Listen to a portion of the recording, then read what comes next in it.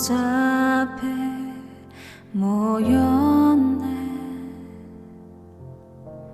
함께 주를 찬양하며 하나님의 사랑 그 아들 주셨네. 그의 피로 우린 구원받았네. 십자가에서 쏟으신 그 사랑 강같이 온 땅에 흘러 각 나라와 족속 백성 방언에서 구원받고 주 경배드리네.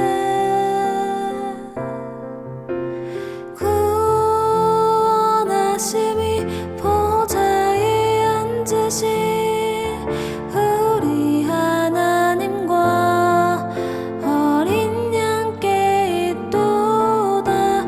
구원하심이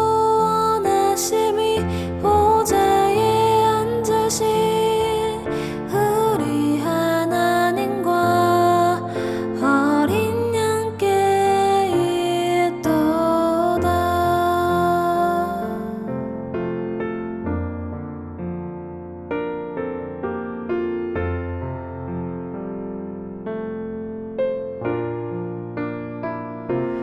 우리 보좌 앞에 모였네.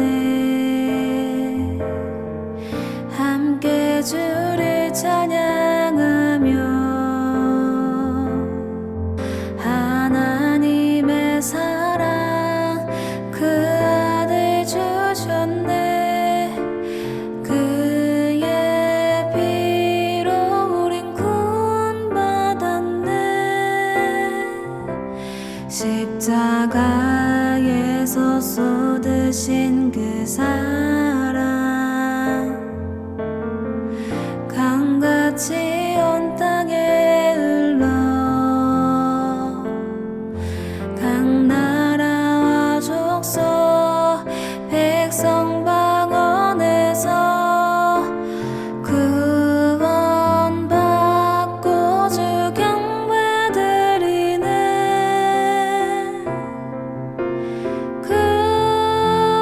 구원하심이 보좌에 앉으신 우리 하나님과 어린 양께 있도다.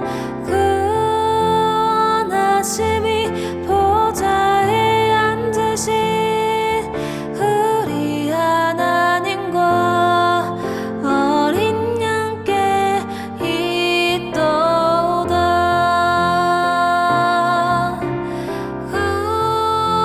구원하심이 보좌에 앉으신 우리 하나님과 어린 양께 있도다. 구원하심이 보좌에 앉으신 우리 하나님과 어린 양께 있도다. 어린 양께 있도다.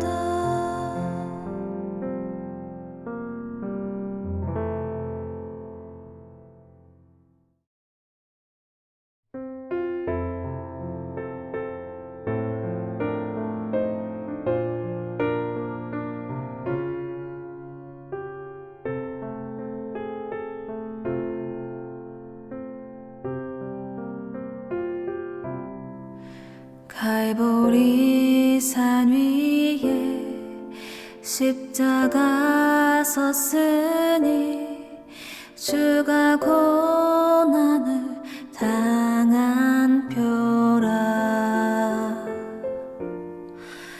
험한 십자가를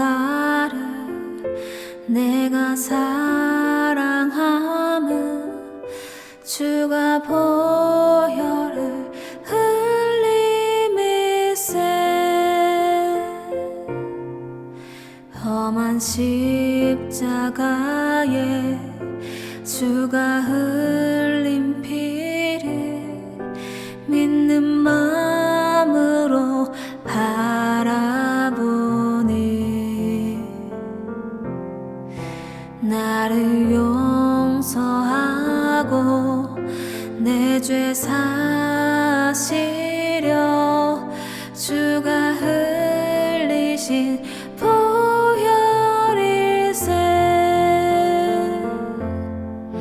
최후 승리를 얻기까지 주의 십자가 사랑하리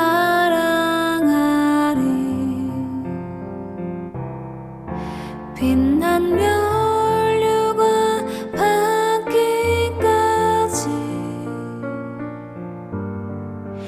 험한 십자가 붙들겠네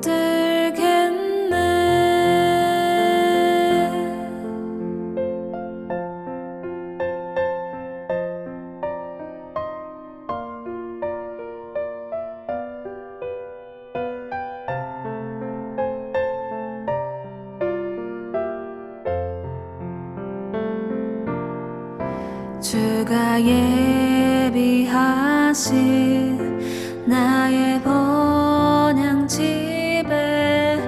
나를 부르실 그날까지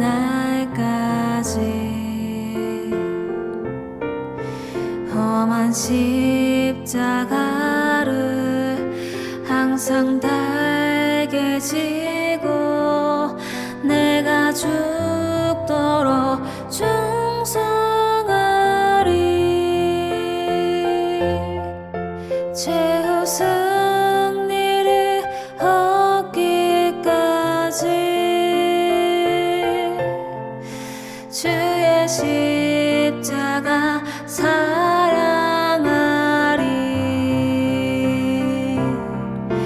빛난 면류관 받기까지 험한 십자가 붙들겠네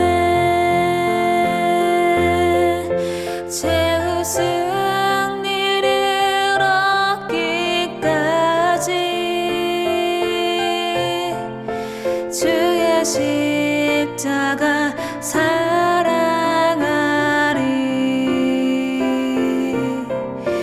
빛난 면류관 받기까지 험한 십자가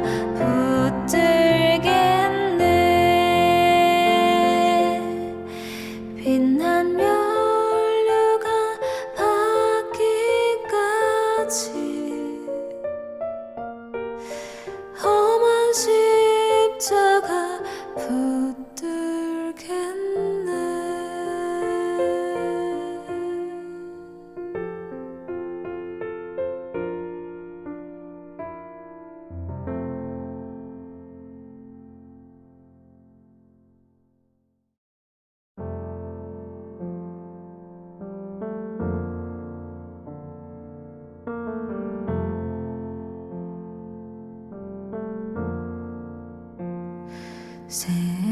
샘물과 같은 보혈을 주님의 피로다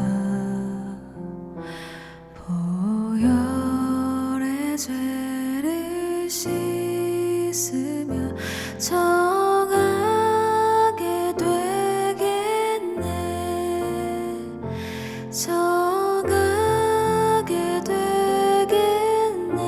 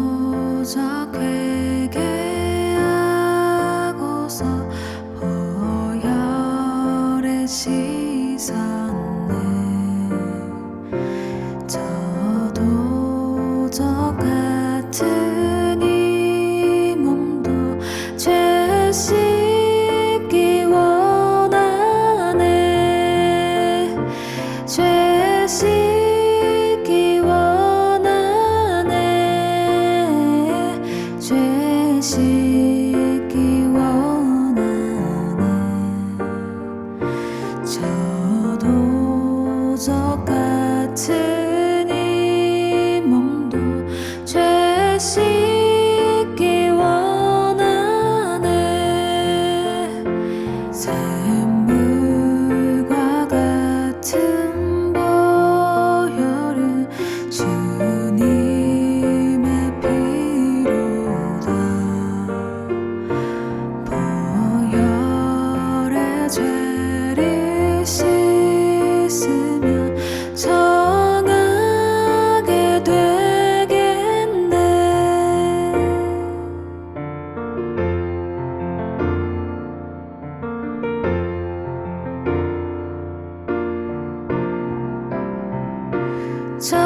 정하게 되겠네. 정하게 되겠네. 보혈의 죄를 씻으면 정하게 되겠네. 정하게 되겠네.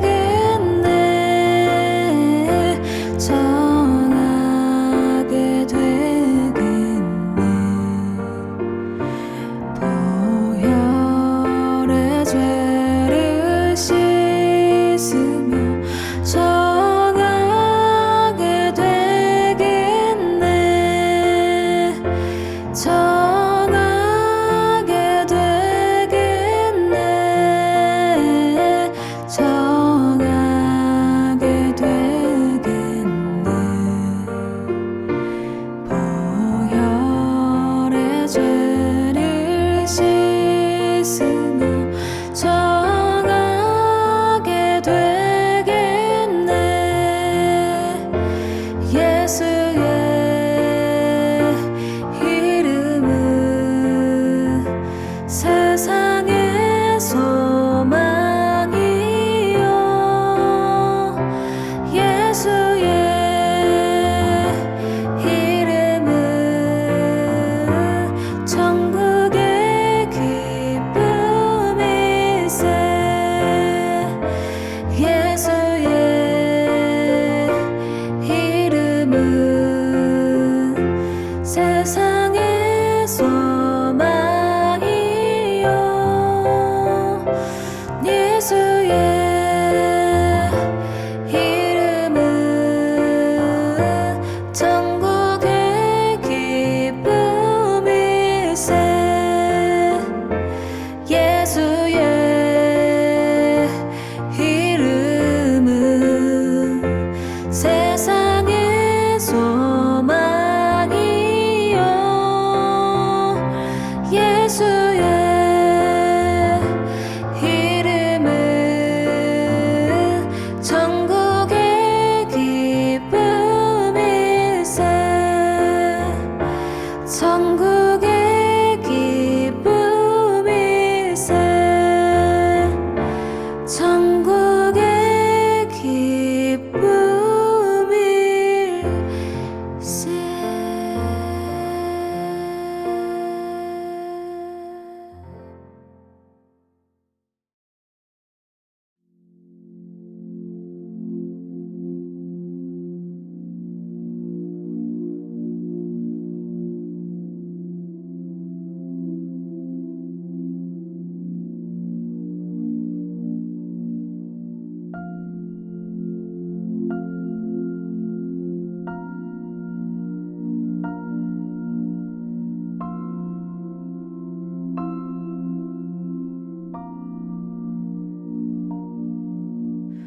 당신은 영광의 왕. 당신은 평강의 왕. 당신은 하늘과 땅의 주. 당신은 정의의 아들. 저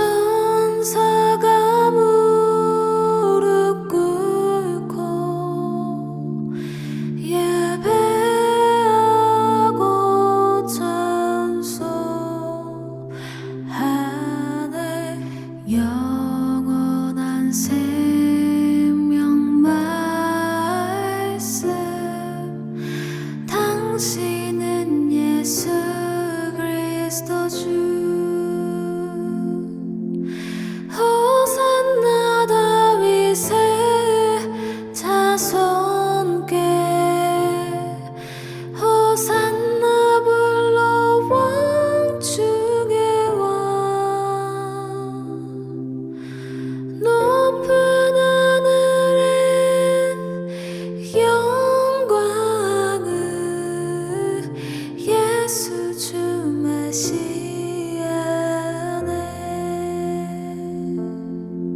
호산나 다윗의 자손께 호산나 불러 왕 중의 왕 높은 하늘에 영광을 예수 주 메시아네 예수 주 메시아네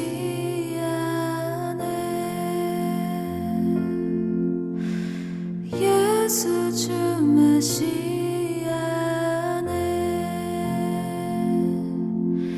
호산나 다윗의 자손께 호산나 불러 왕 중의 왕 높은 하늘에 영광을 예수 주 메시아네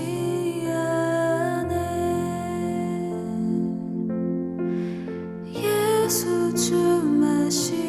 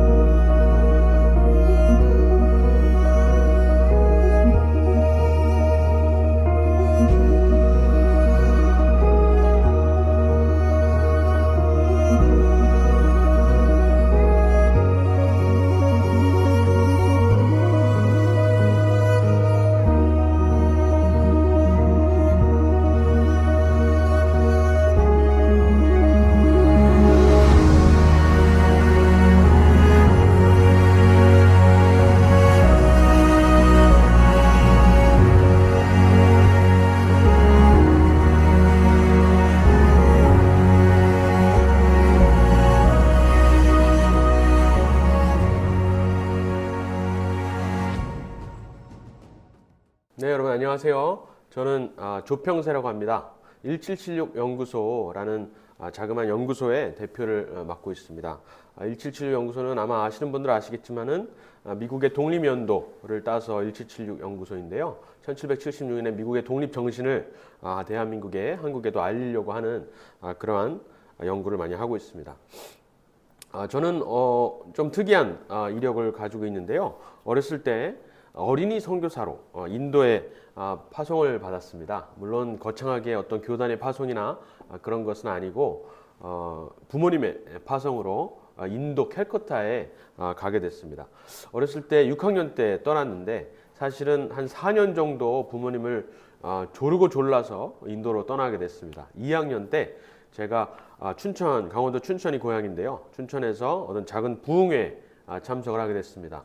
여러분 잘 아시는 윤석전 목사님의 부흥이었어요. 근데 아마 아시는 분들은 잘 아시겠지만은 윤석전 목사님께서 아주 강력하게 어린아이들도 많이 있었는데 이 독사의 자식들아 이렇게 하면서 강력하게 이렇게 그 집회 부흥회를 인도하시는 것을 보고 그때 제가 은혜를 받았습니다.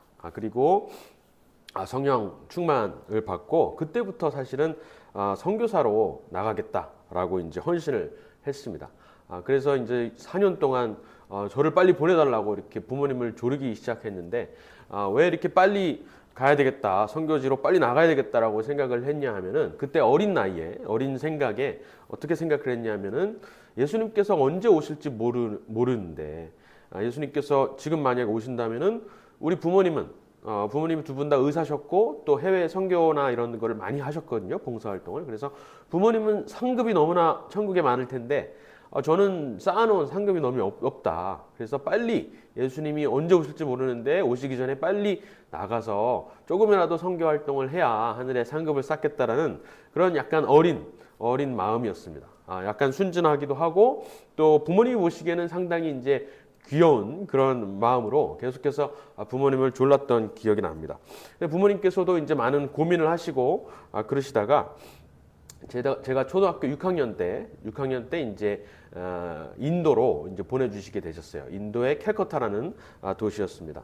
사실은 선교지에 대해서는 익히 알고 있었습니다. 왜냐하면은 부모님께서 병원을 운영하고 계셨는데 병원에 저희 사택이 있었고 3층에 저희 사택이 있었고 다른 그 층에 다른 특실에 선교사님들이 항상 머물러 계셨어요. 선교사님들이 한국에 오시면은 저희 그 병원에 3층에 저희 사택 옆에 있는 특실에서 여러 선교사님들, 뭐 아프리카에서 오신 선교사님들, 뭐 인도, 중국, 또 동남아에서 오신 선교사님들이 항상 머물러 계셨기 때문에 저로서는 이제 선교사님들의 이야기를 어렸을 때 듣고 또 계속해서 그걸 상상하는 그것이 이제 항상 그 경험이었습니다. 그래서 선교지에 대한 이야기는 항상 제가 익숙해 있었고 그리고 선교지에 가면은 어떤 생활이 펼쳐지겠구나 이런 것은 상상을 계속 할 수가 있었습니다. 그래서 조금 더 선교지에 나가려는 선교지에 대한 그런 마음들이 조금 더 열려 있었지 않았나 이렇게 생각을 합니다.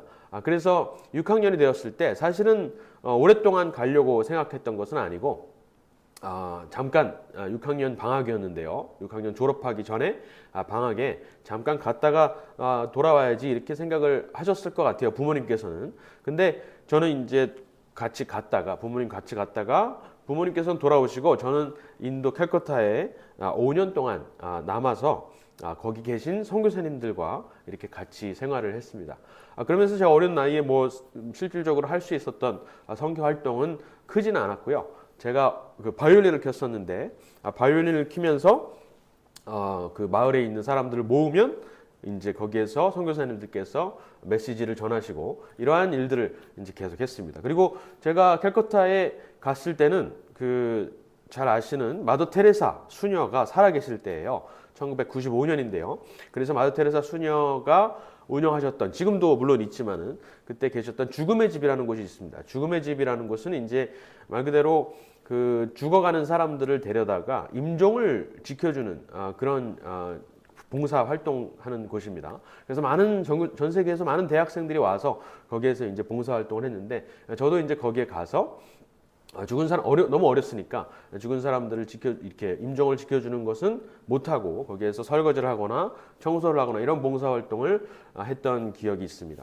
그래서 5년 동안 이렇게 인도에서 나름의 선교 활동을 어린이 선교사로서 이렇게 활동을 했었고요. 그리고 이제 고등학교 2학년 정도 되었을 때 다시 한국으로 돌아올지 아니면 다른 곳으로 유학을 갈지 아니면은 인도에서 계속 공부할지를 놓고 이렇게 공부를 하다가 하나님께서 인도와 학제가 똑같은 영국으로 이렇게 진학을 하게 해주셨습니다. 그래서 영국에서 이어서 고등학교 2학년부터 대학교 또 대학원까지 이렇게 공부를 하게 되었습니다.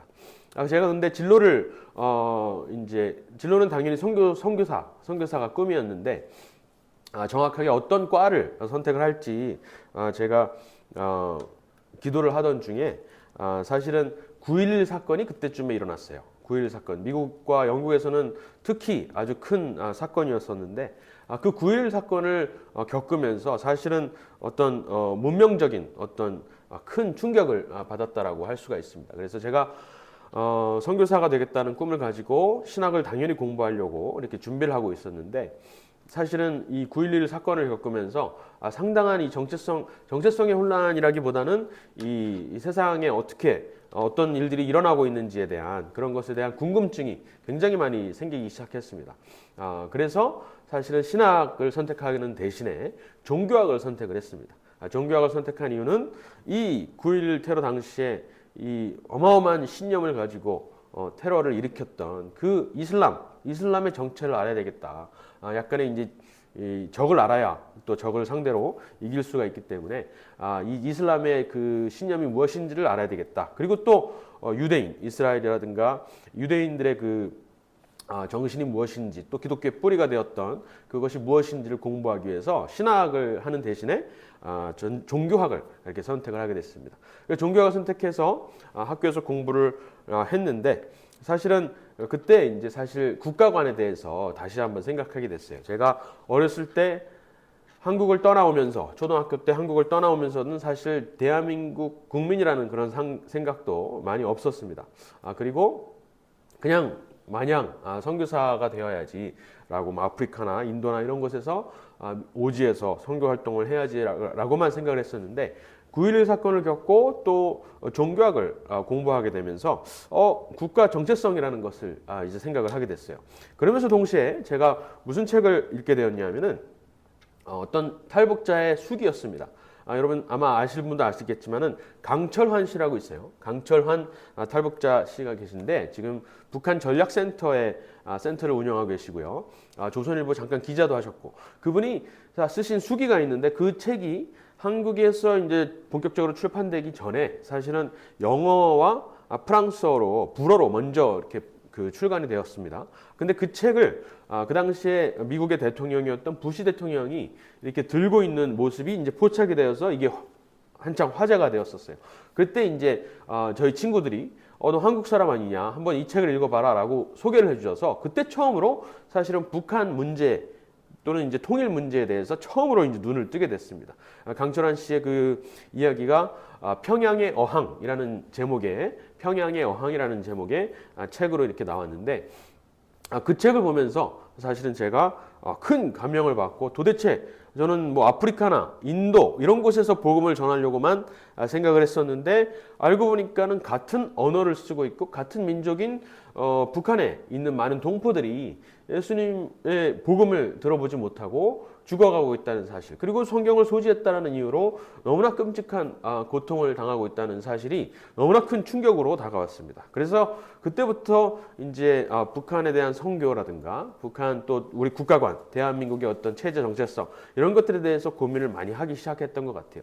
그런데 놀랍게도 그때 제가 그동안 잊어버리고 있었던 생각이 또 떠오르게 됐습니다. 뭐냐 하면은 제가 어렸을 때 초등학교 때 부모님을 오랫동안 쫄라서 선교사가 되겠다고 이렇게 말을 했었잖아요.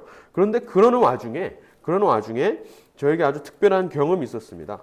저희 부모님께서 항상 제가 나중에 돼서야 알았지만은 항상 북한 선교에 대해서 기도를 하시고 또 나름대로의 할 수 있는 일들을 하셨던 것을 그때야 생각이 났던 겁니다. 제가 어렸을 때 이 풍선을 보시면 아시겠지만은 빨간 풍선입니다. 빨간 풍선인데 어렸을 때 부모님과 함께 이 빨간 풍선을 북한에 계속해서 보냈던 기억이 그제서야 떠오르는 거예요. 그 당시에는 정말 007 작전을 수행하듯이 그 당시에 이제 그 집에 있는 전화기로 1336 이렇게 치면은 그날 밤에 날씨가 나옵니다. 그러니까 풍향 이런 것들이 나오는데 남동풍이다 또는 남풍이다 이렇게 제가 들으면은 바로 부모님한테 쫓아가서 오늘 밤은 풍선을 날릴 수가 있을 것 같아요. 이렇게 말을 했었던 기억이 나중에야 나는 거예요. 그때 뭘 하는지도 사실은 이해하지 못하고 그렇게 했었던 것인데 그러면은 남동풍이 부는 날 밤이 되면은 이 풍선을 잔뜩 가지고 몇 박스를 가지고 또 아버지께서는 헬륨가스 통을 이렇게 차에다가 싣고 저는 뭘 챙기냐면은 조그만한 바늘 하나를 챙깁니다. 바늘 하나를 챙기고 그날 밤이 되기를 기다립니다. 그리고 밤이 되면은 차를 타고 그 당시 코란도를 타고 깊숙한 저희 춘천에서 살았었는데 춘천에서 더 깊숙이 강원도 이제 그 전방 근처로 갑니다. 화천이라든가 뭐 철원 이쪽으로 이렇게 가까이 가서 DMZ 근방에 가서 이 풍선을 날리는 겁니다. 저희 세 가족이 아버지께서는 헬륨가스에서 이제 총을 헬륨건을 통해서 여기에다 풍선에 이 헬륨 가스를 넣고요. 그러면 빵빵해진 이 풍선에 테이프를 붙입니다. 그런데 거기에서 마지막으로 떠나보내기 전에 북한 쪽으로 떠내보내기 전에 제가 가져갔던 바늘 하나를 가지고 구멍을 하나 뚫어줍니다. 그리고 이제 이걸 날리는데 구멍을 뚫리는 이유는 이제 아시겠지만 구멍을 뚫지 않으면은 이게 대기권 바깥으로 나갑니다. 또는 북한이 아닌 만주 땅에 떨어집니다. 그래서 구멍을 하나 뚫어서 바람을 서서히 빠지게 해야 하천에서 날리면은 북한 인근에 북한 지역에 이제 떨어지게 됩니다. 이 풍선을 보시면은 아시겠지만은 주 예수를 믿으라 그리하면 너와 내 집이 구원을 얻으리라 부터 시작해서 사형리 복음이 여기 적혀 있고요. 껍데기에 적혀 있는 거예요. 풍선 껍데기에. 그리고 뭐 그 요한복음 말씀 구절들이 이렇게 빼곡히 적혀 있습니다. 이것이 사실은 한국에서 시작된 것이 아니라 동유럽에서 복음을 전했던 동유럽 그 소련 치하에 있는 동유럽 국가들의 공산 국가에 복음을 전하기 위해서 사용되었던 방법인데 그것이 90년대 초에 우리나라에서 모퉁이돌 선교회에서 이제 시작한 사역입니다. 아직도 하고 있어요. 지금도 비밀리에 하고 있고 지금은 이제 이런 풍선 자체가 아니라 훨씬 더 큰 풍선 밑에다가 아예 성경책을 또 USB 이런 데다가 성경을 담아서 이렇게 보내는 사역을 계속해서 하고 있죠. 그런데 그 당시에 어렸을 때 이걸 했었는데 너무나 재밌게 했었죠. 무엇을 하는지 모르는 상태로 했었는데 그때 대학생이 돼서야 또 강철한 씨의 이 탈북 수기를 읽고서야 어렸을 때 내가 무엇을 하고 있었는지가 이제 생각이 나는 겁니다. 그래서 그때 들었던 생각은 하나님께서 주셨던 감동은 제가 알지는 못했지만은 무엇을 하고 있는지는 알지 못했지만은 제가 그 풍선에 바늘을 뚫으면서 그리고 또 어머니께서는 저한테 항상 내가 제일 중요한 일을 한다고 말씀하셨거든요. 왜냐하면은 북한 동포들이 이 풍선을 줍기 전에 가장 마지막으로 내가 이것을 잡기 때문에 내가 하는 기도가 하나님께 상납이 되고 상달이 되고 정말 효과가 있을 것이다 이렇게 말씀을 하셨어요. 그래서 풍선을 뚫으면서 항상 이 풍선을 잡는 북한의 동포들이 예수님 믿게 해주세요, 예수님 믿게 해주세요 이렇게 하면서 이제 보냈거든요.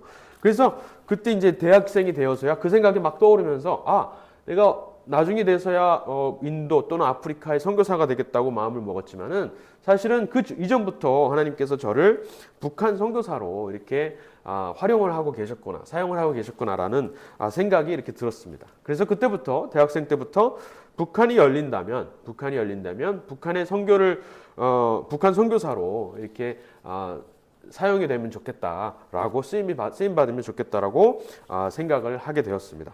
그 이후로도 계속해서 종교학을 배우고 또 이후에 전쟁학이라는 것을 배웠는데요. 전쟁학은 이제 결국 우리나라에서 치면은 국제정치학이라고 할 수 있습니다. 정치 외교학 이런 것인데 그런 것들을 배우면서 어떻게 북한을 열 수가 있을까? 북한의 문을 꽉 막혀 있는 그 문을 열 수가 있을까? 그리고 북한 체제의 어떤 여러 가지 주체 사상이라든가 이러한 악한 사상들이 또 대한민국에도 침투해서 많이 이렇게 활약을 하고 있는데 이런 것들을 어떻게 분별하고 차단할 수 있을까? 특히 그리스도인들이 이것들을 어떻게 분별할 수 있을까를 위해서 계속해서 공부를 해왔던 것 같습니다.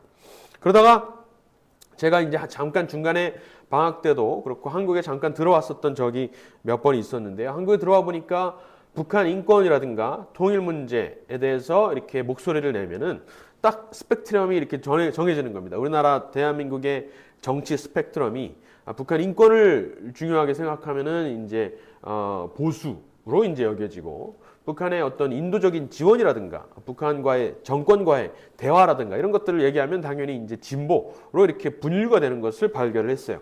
그러면서 제가 이제 방학 때 들어왔을 때 북한 이야기를 하면은 항상 이렇게 정치적인 어떤 그 범주에 이렇게 속하게 되어 있는 것을 이제 제가 발견을 했습니다. 그때 이제 저로서는 상당히 그런 것들이 부담스러워서 본격적으로 북한이 열리거나 아니면 북한이 어떤 열리는 조짐이 보이기 전까지는 사실은 경험을 쌓는 것이 중요하겠다라고 생각을 했습니다. 막연하게 생각을 했었던 것이에요. 그래서 이제 결국에는 한국으로 돌아오지 않고 졸업 후에도 한국에 돌아오지 않고 아프리카에 가서 이제 사역을 하게 되었습니다. 아프리카의 특히 분쟁 지역 콩고라든가 중앙아프리카 공화국 이런 곳에서 여러 일들을 하면서 거기에서 3년 정도를 시간을 보내게 되었습니다. 정확하게는 월드비전이라는 단체 아시죠? 월드비전이라는 국제 구호 단체의 소속으로 아프리카에 파견이 돼서 사역을 했었습니다. 그러면서 사실은 북한이 열리기를 또는 북한의 통일, 북한과의 어떤 통일의 조짐이 보일 때를 사실은 기다렸던 것입니다. 그러는 와중에 2006년이었나요? 2005년 정도에 2004년 그때쯤에 그 당시 박근혜 대통령께서 이런 말씀을 하셨어요. 통일은 대박이다. 이렇게 말씀을 하시면서 아마 큰 화제가 됐죠. 그러면서 청와대, 그 당시 청와대죠. 청와대 밑에 산하에 이제 통일준비위원회라는 것이 이제 생기기 시작했습니다. 그러면서 본격적으로 통일을 한번 준비해보자. 통일 항아리 이런 것들도 막 하면서 모금도 하고 본격적으로 통일 준비를 해보자라는 움직임이 정부 차원에서 막 일어나기 시작했습니다. 그러면서 정부에서도 관련 전문가들을 뽑는 것이에요. 그리고 통일 전문가, 분쟁 전문가 이런 것들을 막 뽑았기 때문에 그때 제가 아프리카에서 들었던 생각은 뭐냐면은 통일의 때가 이제 오나 보다. 북한 선교의 문이 이제 열리나 보다라고 생각을 하게 되었습니다. 그래서 구 활동을 이제 접고 그때 이제 2015년에 제가 이제 한국에 돌아오게 되었습니다. 한국에 돌아와서 이제 북한학을 들어가게 됐어요. 북한학 박사과정이죠. 북한학 박사과정을 이제 공부를 하게 됐습니다.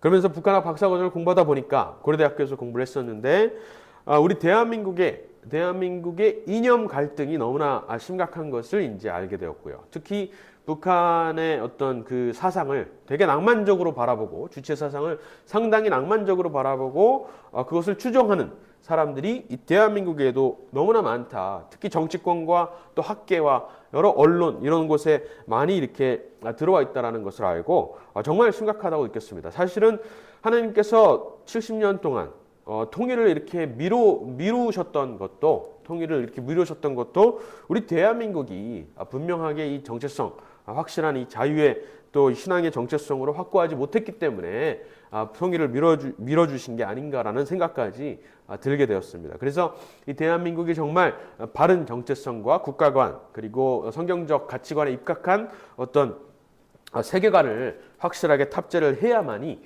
통일의 문도 열리겠구나라는 생각이 들었습니다. 그래서 그 당시에 트루스 포럼이라는 어떤 보수주의 운동하는 그런 학생 단체에서 이제 활동을 시작했고요. 그러면서 보수주의에 대해서 눈을 열게 됐습니다. 보수주의란 결국에는 자유민주주의 체제가 유대 기독교 가치관에 올려져 있다라는 사실을 밝히는 것입니다. 정치 철학이라고 할 수가 있는데요. 그 보수주의 정치 철학을 이제 공부하고 그것을 우리나라 청년들 또 청소년들에게 알리는 그러한 사역들을 지금까지 하고 있습니다. 그러면서 중간에는 사실은 미국에도 잠깐 다녀왔어요. 아내가 박사과정을 이제 한다고 해서 저는 박사과정을 마쳤고요. 북한학으로 박사과정을 마쳤지만 사실은 그 북한학 박사과정을 마친 것으로 어떤 직장을 찾기는 어려웠습니다. 왜냐하면은 그 당시가 또 그 문재인 정권이었는데 그 당시 정권에서는 북한에 대해서 북한 정권에 대해서 비판적으로 이렇게 글을 쓰거나 그리고 북한 인권에 대해서 중점적으로 이야기를 하면은 사실은 어떤 정부 기관이나 이런 곳에 그 연구원으로 취직하기는 어려운 상황이었기 때문에 그리고 제가 썼던 박사 과정의 박사 논문이 사실은 북한 체제가 결국에는 무너져야 된다라는 그런 주장을 이제 했기 때문에 그리고 그 당시에는 남북 간에 실제로 역사적으로 대통령이 북한 김정은을 막 만나기도 하고 그리고 심지어 미국의 대통령조차도 트럼프 대통령이죠. 트럼프 대통령이 김정은을 막 만나기도 2번, 3번이나 막 만나기도 하면서 굉장히 북한이 핵을 포기할 것이라는 그러한 상당히 낭만적인 그런 생각이 충만했던 때였기 때문에 사실은 저의 논문이 그렇게 쉽게 받아들여지는 분위기가 아니었습니다. 그래서 물론 나중에야 그 북한이 핵을 포기하지 않고 하노이 회담에서 이제 그 협상이 파기가 되는 것을 통해서 결국에는 어떤 제 주장이 논문에서 주장했던 바가 어느 정도 증명이 되었지만 그래도 그 당시 정권에서는 받아들여지지 않았기 때문에 잠깐 미국에 가 있어도 되겠다라고 이제 생각을 해서 또 마침 아내가 박사과정을 하겠다고 해서 동부에서 이제 박사과정을 하고 저는 아이와 또 미국에서 태어난 둘째를 이제 외조를 하면서 아기를 보면서 이제 미국 생활을 한 5년 정도 하게 되었습니다. 그러면서 사실은 미국에서 하나님께서 저를 보내주신 것이 너무나 감사했던 것이 미국에서 사실은 이 보수주의 정치 철학을 정말 많은 그런 보수주의 정치 철학과 운동의 역사가 있는데 그런 것들을 대한민국에 알려야 되겠다라는 생각을 했어요. 그래서 아이들이 자는 시간이 되면은 항상 그 여러 가지 문헌들, 보수주의 문헌들을 찾아서 번역하는 일들을 했습니다. 그래서 번역을 하고 그 몇 개의 책, 지금까지 한 5권의 책이 한국말로 이렇게 번역이 됐습니다. 제일 처음에 번역했던 것은 레이건 11이라는 책인데요. 레이건 11, 그 미국의 보수주의 정치 철학을 특히 레이건 대통령이 소련을 무너뜨렸던 그런 대통령인데 그러면서 강력하게 추진했던 그 정신, 보수주의 정신과 보수주의 정책들 이런 것들을 잘 요약한 책입니다. 그래서 대한민국에 너무나 필요한 책이다라고 생각이 돼서 그 책을 번역을 해서 출판을 했고요. 그리고 또 성경과 제일 마지막으로 번역한 책은 성경과 정치라는 책이 있습니다. 웨인 그루뎀이라는 조직신학자, 아주 유명한 조직신학자이고 신약학자인 분이 쓴 두꺼운 책인데 그 책을 이제 3권을 지금 번역했고 올해 이제 학원이 나올 예정입니다. 그런 책들을 번역하면서 이 보수주의 정치 철학, 특히 보수주의 정치 철학이라 하면은 기독교 세계관에 입각한 국가관 또는 정치관을 말합니다. 그런 것들을 대한민국 청년들에게 또 청소년들에게 알리는 그러한 활동들을 하고 있습니다. 그러다 보니까 미국에서 5년 동안 생활을 하면서 또 미국의 뭐 트럼프 진영도 그렇고 많은 헤리티지 재단이라 이런 보수 진영과 많은 접촉을 하면서 더 깊은 관계를 맺고 보수주의에 대해서 더 많이 알게 되었습니다. 그러다 보니까 제가 내린 결론 중에 하나가 5년 동안 공부를 하면서 내린 결론 중에 하나가 뭐냐면은 보수주의란 결국에는 미국의 독립 정신을 우리나라 대한민국에 알리는 것이구나라는 생각이 들었습니다.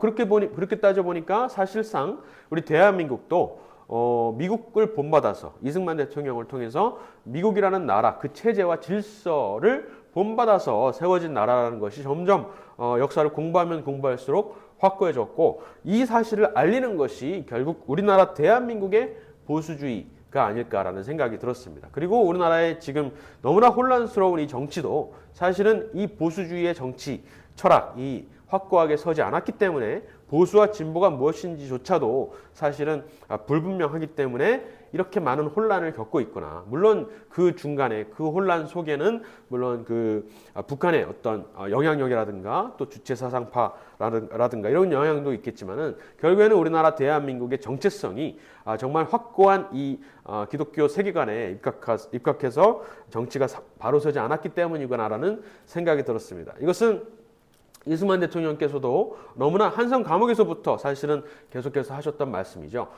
교회가 결국 정부의 근원이다라는 말씀을 여러 독립 정치에도 많이 나오고요. 그런 말씀을 하셨는데 그것이 우리나라 정치에, 우리나라 어떤 체제의 정체성에 많이 빈약하다라는 생각이 많이 들었습니다. 그래서 결국에는 기독교 세계관이 이 나라의 정치와 이 나라 사회의 기반을 이루어야만이 그것이 건강한 자유 문명이 되고 자유민주주의 체제가 될 텐데 그러지 못했던 것이 우리나라의 큰 이 부족함이었다, 결핍이었다라고 생각이 들었습니다. 그래서 그러한 사역들을 준비를 해서 이번에 이제 작년에 한국에 이제 들어오게 되었습니다.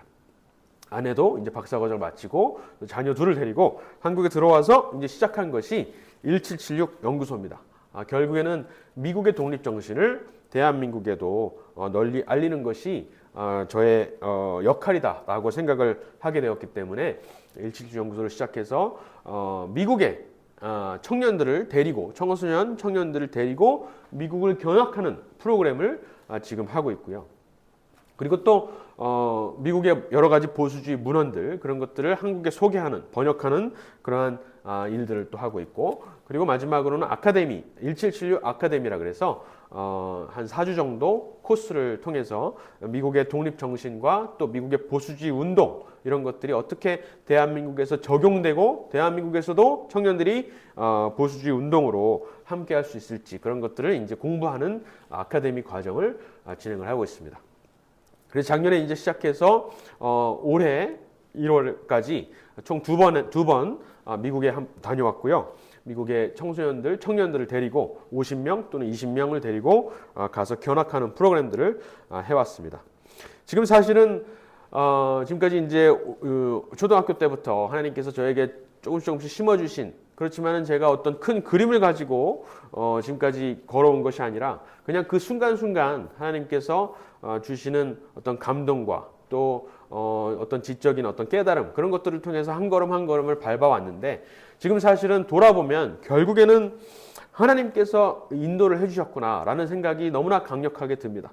그리고 그랬기 때문에, 그러한 행적이 있기 때문에, 하나님께서 인도해 주셨던 신실하게 인도해 주셨던 그런 걸음들이 있기 때문에 앞으로도 하나님께서 인도해 주시겠구나라는 그런 확신이 있습니다. 그리고 그냥 저의 개인의 발걸음뿐만 아니라 하나님께서 이 나라를 위해서 이 나라의 어떤 지금 너무나 많은 혼란 속에 있지만은 결국에는 이 나라가 통일을 통해서 자유민주 복음 통일을 통해서 북한을 복음화시키고 또 더 나아가서는 중국과 그리고 또 회교권까지 이렇게 복음화시켜야 되는 그러한 놀라운 사명을 가지고 있는 이 대한민국이기 때문에 그러한 사역에, 하나님의 놀라운 그 선교 구속 사역에 저를 이렇게 사용해 주시겠구나라는 그런 생각이 듭니다.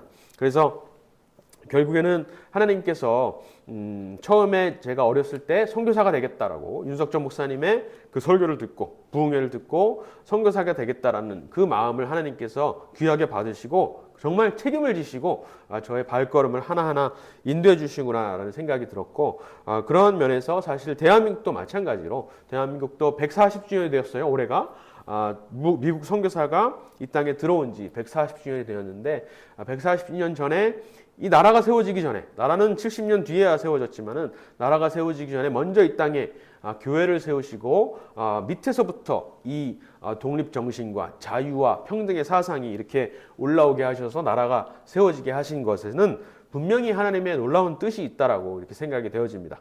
그래서 그 어떤 역사적인 근거를 우리가 붙잡고 하나님께서 지금까지 인도해 주시는 통일한국 또 복음한국을 위해서 이끌어 주시는 그 놀라운 하나님의 섭리를 우리가 붙잡고 나아갈 때, 그리고 우리의 각자의 소명들을 그 안에서 이렇게 찾아갈 때 하나님께서 이 나라를 크게 사용해 주시고 또 복음한국을 통해서 세계 선교에 크게 하나님께서 사용해 주실 것을 믿습니다.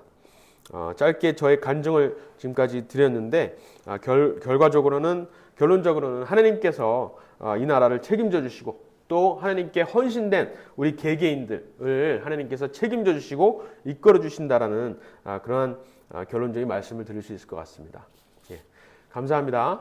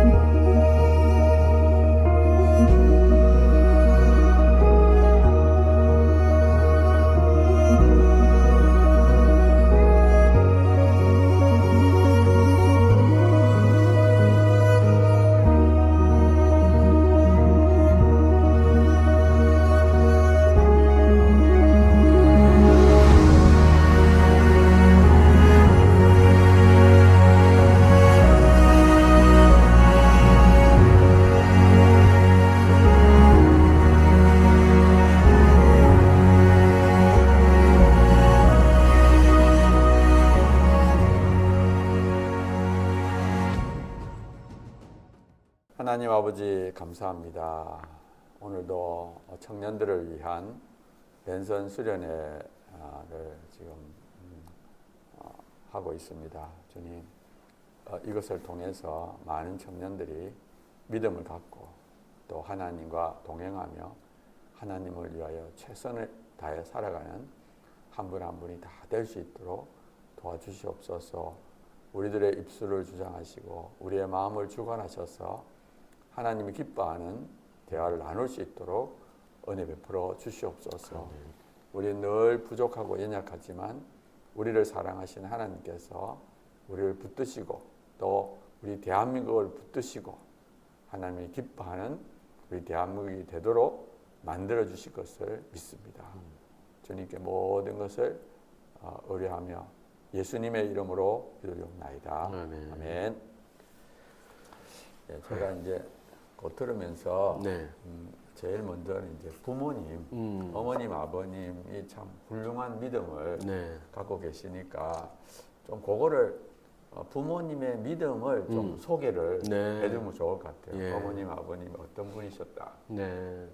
사실 부모님 우리나라 거의 기독교 처음 들어왔을 때부터 저희 고조 할머니죠. 고조 예. 할머니부터 그 복음을 받으셨어요. 미국 선교사한테 고조 할머니가 먼저 그 신앙을 예. 받으셨고요. 그래서 아버지가 이제 5대 기독교입니다. 그래서 그 뿌리는 워낙 그 깊게 있으시고 제가 그 할아버지 어렸을 때 인도 가기 전까지는 할아버지랑 같이 굉장히 많이 시간을 보냈었는데 할아버지 할머니 두 분 다. 근데 할아버지의 신앙이 정말 많이 전수가 된 것 같아요. 할아버지가 항상 언제나 저희 어렸을 때 그 기억에 보면은 항상 한쪽에는 성경책을 아주 큰 성경책이죠. 그걸 항상 끼고 계셨고 어딜 가나 이 두툼한 주머니 그 안에는 전도지가 있었고요. 그래서 항상 어딜 가나 전도하시고 또 이렇게 구제하시고 그런 일들을 많이 하시는 거 항상 봤고요. 또 저희 할머니는 항상 기도하셨습니다. 그래서 거의 제가 매일 학교에서 돌아오면은 항상 기도 소리가 집안에서 계속 있었어요. 근데 뭐 잠깐 막 20-30분이 아니라 몇 시간씩 이렇게 기도를 하셨는데 그 빼곡하게 이렇게 종이에다가 제 이름, 저희 형제들 이름, 또 아버님, 부모님, 또 친척들 이름까지 쫙 하면서 기도를 하셨던 것이 기억이 남습니다. 그래서 부모님도 그렇고 또 할아버지 할머니의 그 신앙이 너무나 그 저한테는 큰 영향을 미쳤던 것 같습니다. 나중에 돌아보면. 그리고 그런 신앙 속에서 저희 부모님도 사실은 두 분 다 의사시긴 하시지만은 사실은 젊었을 때부터 선교사를 하고 싶으셨어요. 특히 아버님께서는 일본 선교를 오랫동안 그 생각을 하셨습니다. 그래서 젊었을 때부터 일본어를 항상 공부를 하셨고, 물론 이제 집안 또 있기 때문에 가장으로서 그런 것이 있으셨기 때문에 의사를 오랫동안 하셨지만은 의사 활동을 하시면서도 거의 제가 어렸을 때 기억해 보면은 매년 일본에 단기 선교를 갔습니다. 일본은 뭐 의료 선교가 필요한 나라는 아니잖아요. 그런데도 이제 그냥 노방 전도 이런 것을 위해서 부모님께서 휴가만 되면은 항상 교회 사람들을 데리고 가거나 아니면 우리 가족끼리라도 항상 일본에 갔었습니다. 그래서 일본 선교사로 항상 마음을 가지고 계셨고, 아유 죄송합니다. 아이고.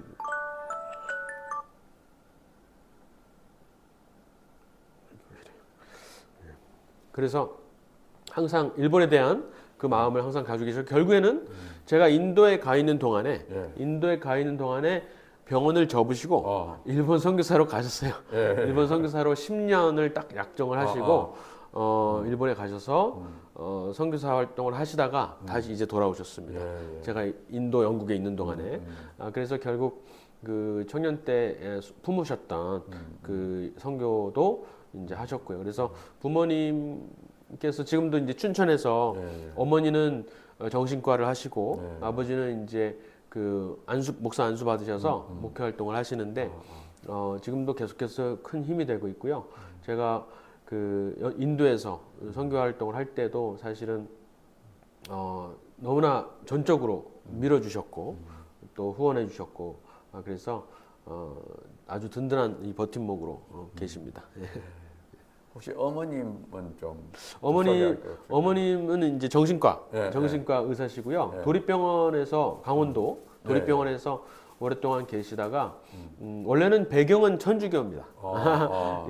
배경은 천주교시지만 이제 결혼하시면서 신앙을 이제 기독교 신앙을 이제 확실하게 가지고 계셨고 그리고 어머니는 글쎄 제 기억으로는 지금도 그러시지만은 항상 너무나 온유하시고 그리고 모든 것을 그냥 다 이렇게 받아주시고 이렇게 하시는 분이셨어요. 그리고 이제 제가 이제 그 인도에 가서 이제 마음이 아픈 것 중에 하나는 그 어머니가 너무 힘들어하신 거예요. 물론 그 저 형이 있습니다. 그 형은 이제 있었지만은 그래도 이제 둘째 아들이 너무 오지에 힘든 곳에 이제 어렸을 때 떨어져 있으니까 너무 어머님께서 힘들어하셨다라는 얘기를 이제 많이 들었어요. 그런데 어머니가 정신과 의사시잖아요. 그래서 이제 환자들을 상담하시는데 환자들을 상담하고 이제 고민을 들어주는 입장인데 그 어머니 나중에 얘기를 들어보니까 어머니가 환자를 상담하면서 눈물이 끊이지 않아가지고 아주 고생하셨다 그래요. 항상 이제 아들 생각에 눈물이 끊이지 않아가지고 이 환자를 상담해야 되는데 상담을 받고 있는 것 같은 그러면서 항상 이렇게 계속 이 아들 생각에 우셨다는 얘기를 들어서 이제 나중에 듣고 되게 마음이 아팠습니다. 그래서 되게 이제 아들을 보내놓으시고 상당히 뭐 아버지도 마찬가지셨겠죠. 그렇게 걱정도 하셨겠지만은 그래도 잘 전화 통화도 되지 않거든요. 그때는 뭐 핸드폰이나 이런 게 없었기 때문에 이메일도 뭐 없었으니까. 그래서 제가 부모님한테 직접 이 부스에 가가지고 나가서 미터기로 전화를 하지 않으면 제 소식을 모르는 그런 입장이었어요. 그래서 상당히 걱정이 많이 되셨을 것 같은데 그럼에도 불구하고 이렇게 저를 보내주실 수 있었던 것이 하나님을 전적으로 이렇게 신뢰했고 그리고 이 땅에서 어떤 그런 삶보다 결국에는 이제 종말 신앙이랄까요? 이 천국 가서의 삶을 훨씬 더 가치 있게 보셨기 때문에 그렇게 보내주실 수 있었지 않았을까 이렇게 생각이 됩니다. 예. 조금 전에 형이다 그러는데 형하고 둘입니까? 둘입니다. 형제 둘인데 형은 이제 착실하게 우리나라에서 쭉 공부를 해서 의사가 됐습니다. 그래서 이비인후과 의사를 하고 있습니다. 그러시네요. 네. 그 아까 이제 초등학교 6학년 때 이제 인도를 갔잖아요. 인도를 갔는데 그 아까 뭐 간단하게 인도 생활을 좀 소개를 하긴 했는데 혹시 뭐 어려움은 없었습니까? 어려움 많았죠. 총 5년을 있었는데 사실은 뭐 언어도 어려웠고 뭐 일단은 저기 후진국이니까 제가 그 캘커타를 갔잖아요. 1995년 6월에 갔는데 그 달에 그 뉴스위크 있잖아요. 잡지, 미국의 잡지. 뉴스위크지에 그 캘커타가 표지로 선정이 됐어요. 근데 그 제목이 뭐냐면 캘커타 The Worst City in the World 이렇게 나왔어요. 세계 최악의 도시. 근데 그 최악의 도시인 이유가 쭉 나왔는데 가장 높이 있었던 게 매연입니다. 매연이 그렇게 심하다. 인구 밀도가 너무 높기 때문에 매연이 심하고 범죄가 심하다. 그리고 너무나 열악하고 더위가 뭐 너무나 심하다. 이런 게 쭉 있었습니다. 그래서 아이고 죄송합니다. 이 자꾸 왜 이러지? 꺼놨는데도 잠깐만요. 아주 편집하셔야 되겠네. 네, 됐습니다. 그래서 그래서 그 환경적으로도 상당히 힘들었던 것도 있고요. 그런데 환경은 사실은 제가 각오를 했기 때문에 선교 원래는 아프리카 간다고 쫄랐거든요. 그러니까 각오를 했었기 때문에 그런 것은 사실은 그냥 견딜 수가 있었는데 제일 어려웠던 것 중에 하나가 뭐였냐면은 제가 이제 처음에는 선교사님들하고 살았어요. 그런데 나중에는 학교 선생님 집으로 이제 하숙을 하게 됐습니다. 그런데 학교 선생님이 아주 독실한 힌두교도였던 거예요. 그런데 이제 제가 이제 하숙을 그러니까 공부를 하려고 이제 하숙을 하게 된 건데 과외 선생님처럼. 근데 공부를 굉장히 열심히 시키시려고 이제 하신 거죠. 그런데 방이 없는 거예요. 따로 이제 제가 묵을 수 있는 방이. 그래서 방 하나를 구해서 주셨는데 그 방이 어떤 방이었냐면은 그 힌두교의 캘커타의 신이 칼리 신이에요. 칼리 신을 모시고 있는 방이었습니다. 그래가지고 근데 칼리 신을 이제 여러 번 찾아보시면 알겠지만은 굉장히 무서운 신이에요. 그러니까 파괴의 신이고 온몸에 이제 피가 이렇게 있고 그 칼을 들고 있고 한 손에는 남자의 머리를 들고 있습니다. 자기가 배인 거예요. 누구냐면 자기 남편입니다. 그리고 이렇게 이제 밟고 있는데 남편의 몸을 밟고 있고 이 목걸이처럼 여러 남자들의 목을 이렇게 걸고 아이고. 있어요. 그러니까 파괴의 신이자 요즘으로 치면은 그 페미니스트의 신입니다. 극단적인 페미니스트. 그러니까 남혐, 남자를 혐오하는 그런 신이에요. 그것을 이제 숭배를 하는 것인데 그 형상을 동상이랄까요? 이렇게 해놓고 그 피가 뚝뚝 떨어져요. 그거를 이제 매일 저녁마다 그 선생님 온 가족이 와서 이렇게 숭배를 하는 겁니다. 그러니까 뭐랄까요? 찬팅 같은 거 하고 이 향을 피우고 나름대로의 의식 예배를 드리고 그리고 이제 나가는 거예요. 그러면 연기가 뿌옇게 있고 저는 이제 거기서 자야 되는 입장인 거죠. 근데 제가 또 사춘기 한참 감수성이 풍부할 때지 않습니까? 그래서 매일 밤만 되면은 이 가위를 눌리는 겁니다. 이 칼리 신한테. 그리고 말 그대로 영적 정쟁을 밤마다 치러야 되는 거예요. 그게 사실은 저로서는 제일 힘들었던 것 같아요. 물론 훈련이었죠. 훈련의 과정이었지만은 그게 너무나 밤에 너무나 피곤했고 또 이 가위를 눌렸던 것이 경험이 너무나 무서웠고 그렇지만은 물론 매일 이게 하다 보니까 이제 요령이 생겨가지고 전쟁에서 이기는 또 어떤 뭐 예수님의 보혈이라든가 이런 어떤 것으로 이렇게 마귀가 무서워하는구나, 귀신이 무서워하는구나 이런 걸 또 알게 되고 그래서 너무나 귀한 훈련 과정이었지만은 사실 좀 힘들었다.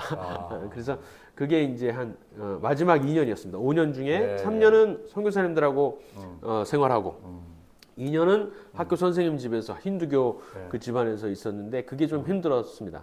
그런데 그 처음에 3년 선교사님들하고 살았던 3년이 사실은 이 2년을 준비하는 과정이었다라고 지금으로 생각이 돼요. 왜냐하면은 3년 동안 뭐 성경 말씀 훈련 이런 것들을 선교사님들하고 계속해서 했고 그리고 좀 재밌게도 다양한 선교사님들하고 같이 지냈어요. 그러니까 처음에는 그냥 무명 선교사님이셨고 다음에는 CCC 선교사님, 한사랑 선교사님, 뭐 내비게이터 선교사님 이런 다양한 선교 단체들의 그런 그 색깔이 있잖아요. 그런 것들을 경험하면서 또 훈련을 받으면서 다양하게 하나님이 그 2년을 위해서 또 이제 앞으로 그 성경을 읽고 혼자서 예배하는 그러한 훈련을 그 3년 동안 잘 시켜주시지 않았나 이렇게 생각이 듭니다. 그러면 그때부터 신앙의 훈련을 해가지고 혼자서 믿음을 유지하는 어떤 요령을 터득을 했네요. 그렇죠. 사실 그 선생님하고 살 때는 교회도 못 갔어요. 교회 공부해야 되니까. 그래서 그 인도는 아직까지도 이제 체벌을 하는데 그 굉장히 그 딸이 똑같은 저랑 나이가 똑같은 딸이 있었습니다.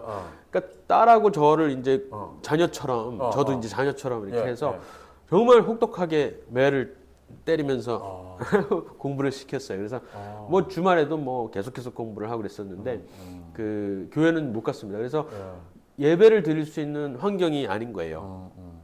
그래서 혼자서 예배하지 않으면 뭐 밤에 전쟁에서 지는 겁니다. 칼리한테. 그래서 예배를 드리지 않을 수가 없었기 때문에 그거 훈련을 2년 동안 했던 것이 아유 이게 죄송합니다. 이게 왜 이러지? 제가 핸드폰을 껐는데도 방해.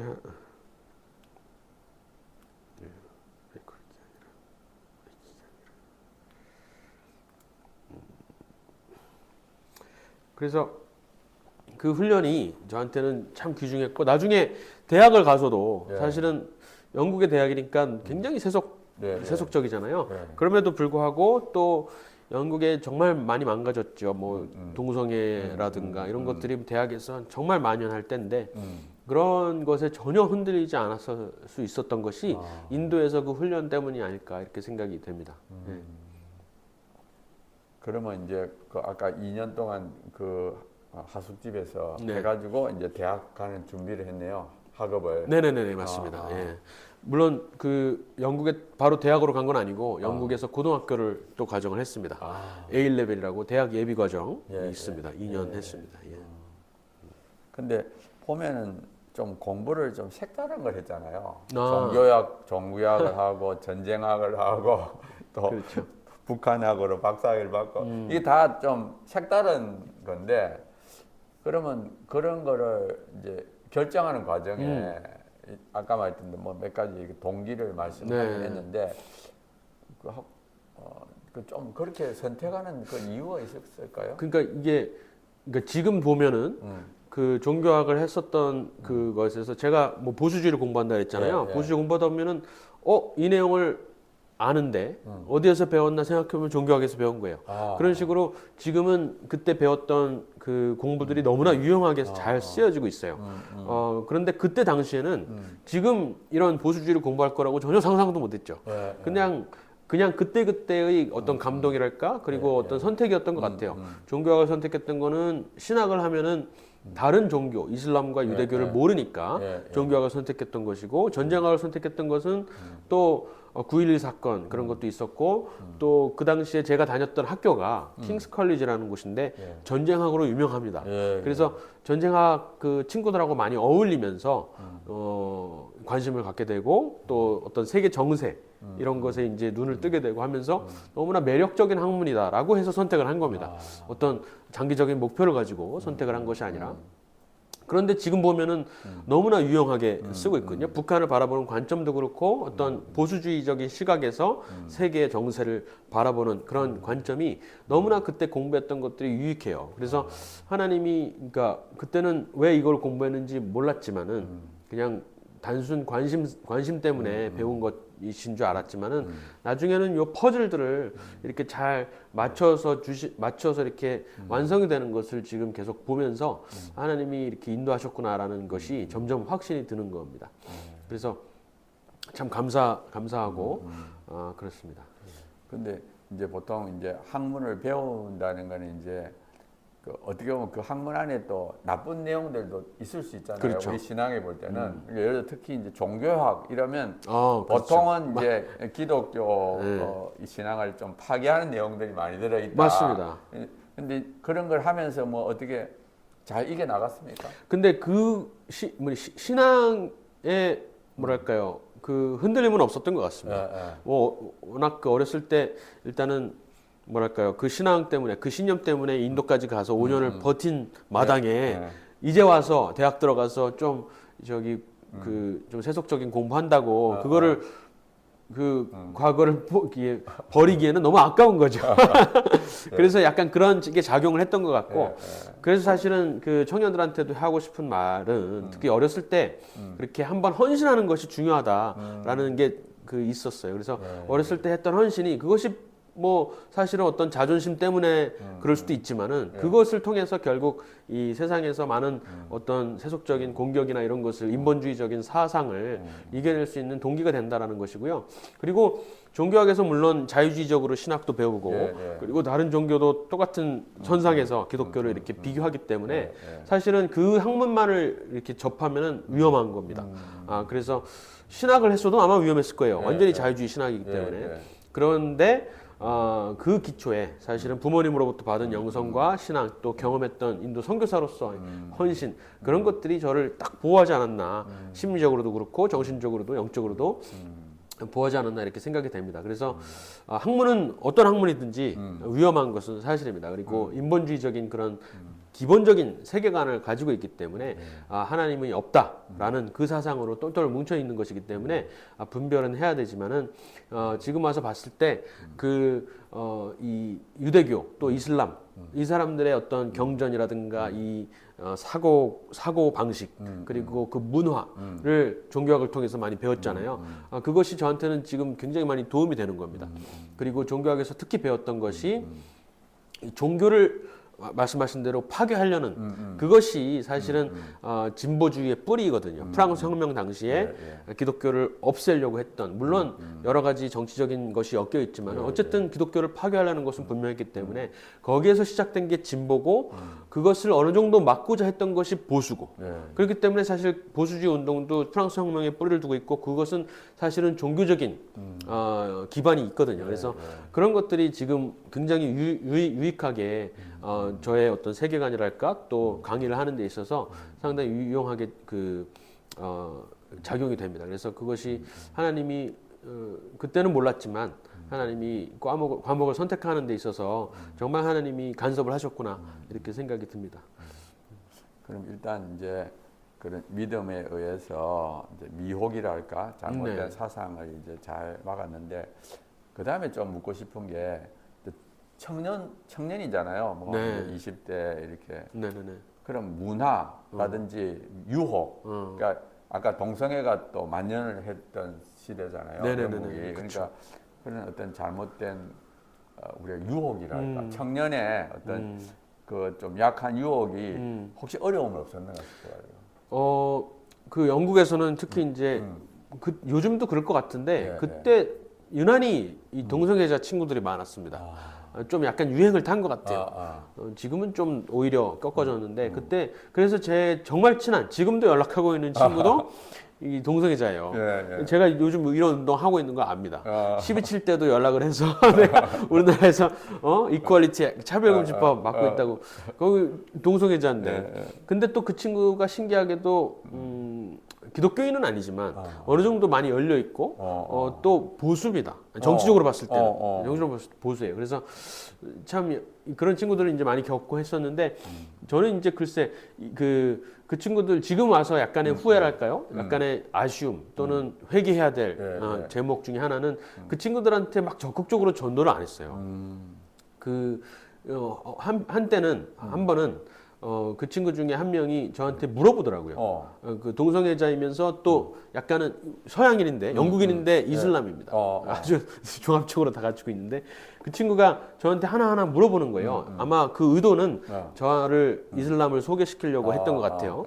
뭘 물어보냐면은 정말 예수님 안 믿으면 지옥 가는지 믿느냐.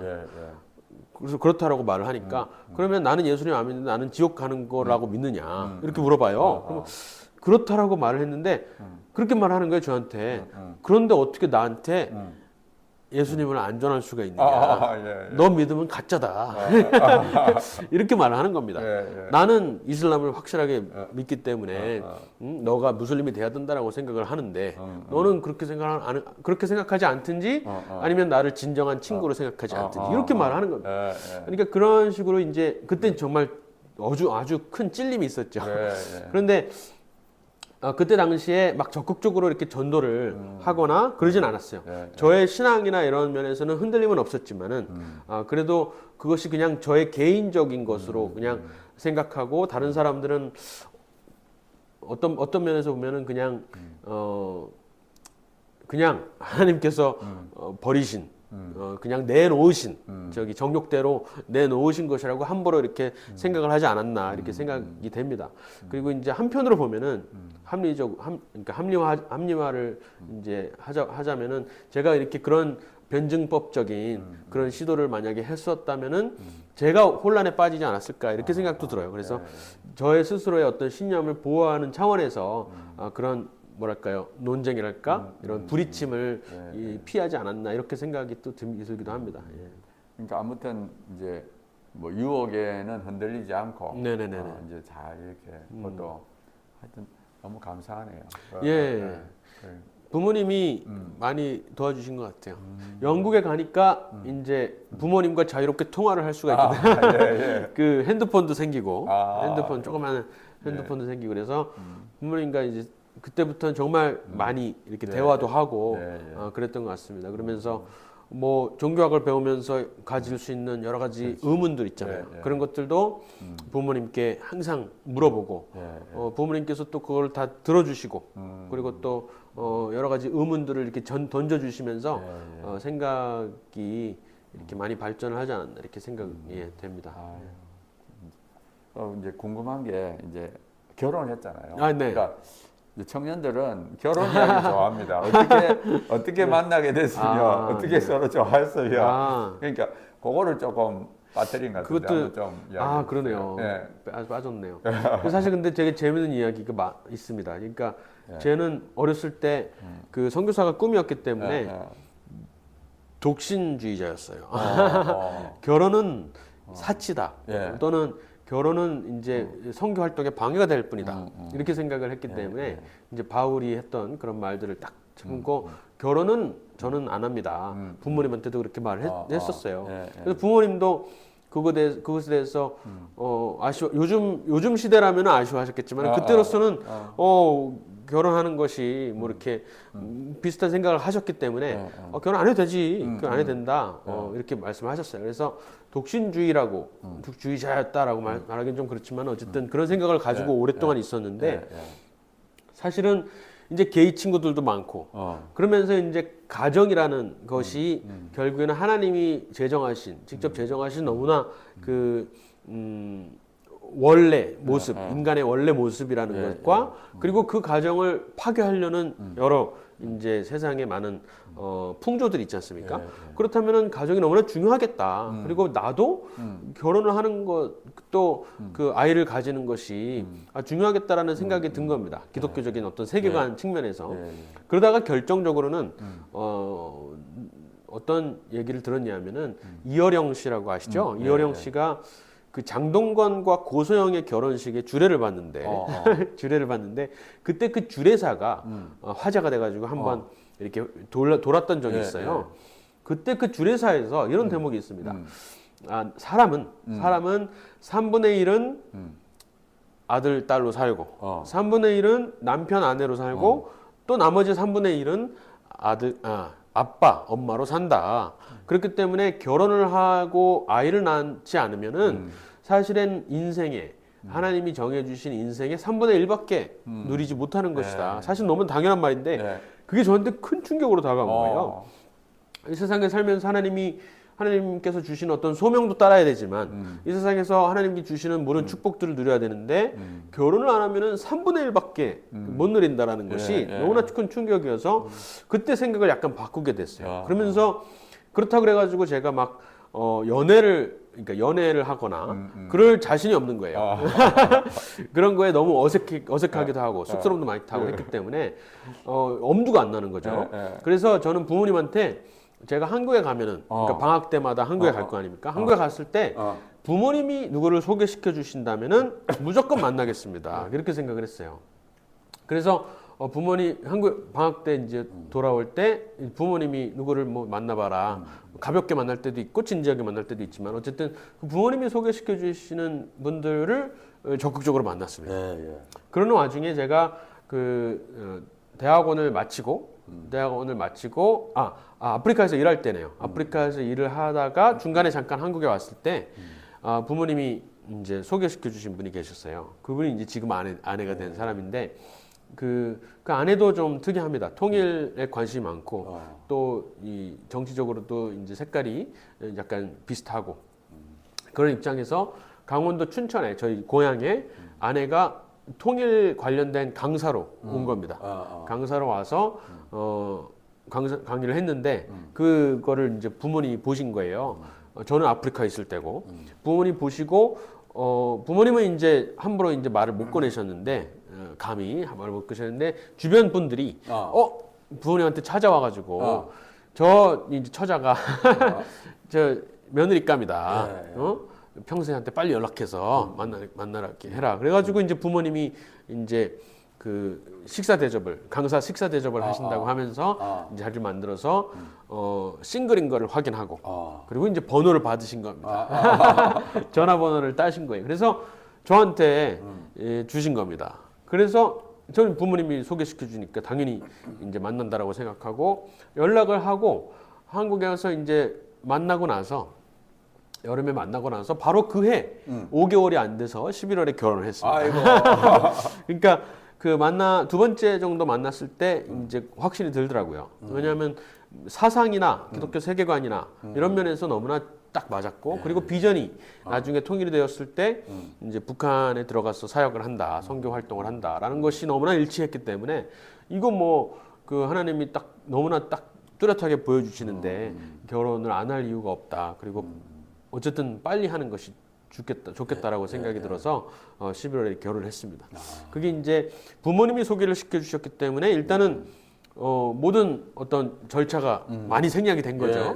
뭐 소개를 한다거나 이런 게 많이 생략이 됐기 때문에 빨리 할 수가 있었고 그리고 비전의 어떤 일치라든가 또 이 생각, 새 세계관의 일치가 이제 그렇게 빨리 결정을 할 수 있었던 것 같습니다. 그리고 나서 제가 박사를 마치니까 또 이제 딱 타이밍이 맞게 아내가 또 박사를 또 하게 되고 그러면서 이런 면에서 또 두 자녀가 이제 그 사이에 태어나게 되면서 하나님께서 참 가정도 하나님이 잘 이끌어 주셨다라고 지금 와서는 생각이 듭니다. 예.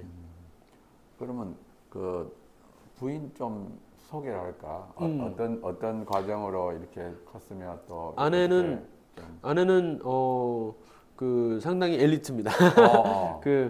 그리고 또 아주 믿음도 강하고 예. 저보다 강하고 또 정치적으로도 상당히 뭐랄까요 보수예요. 예. 저보다도.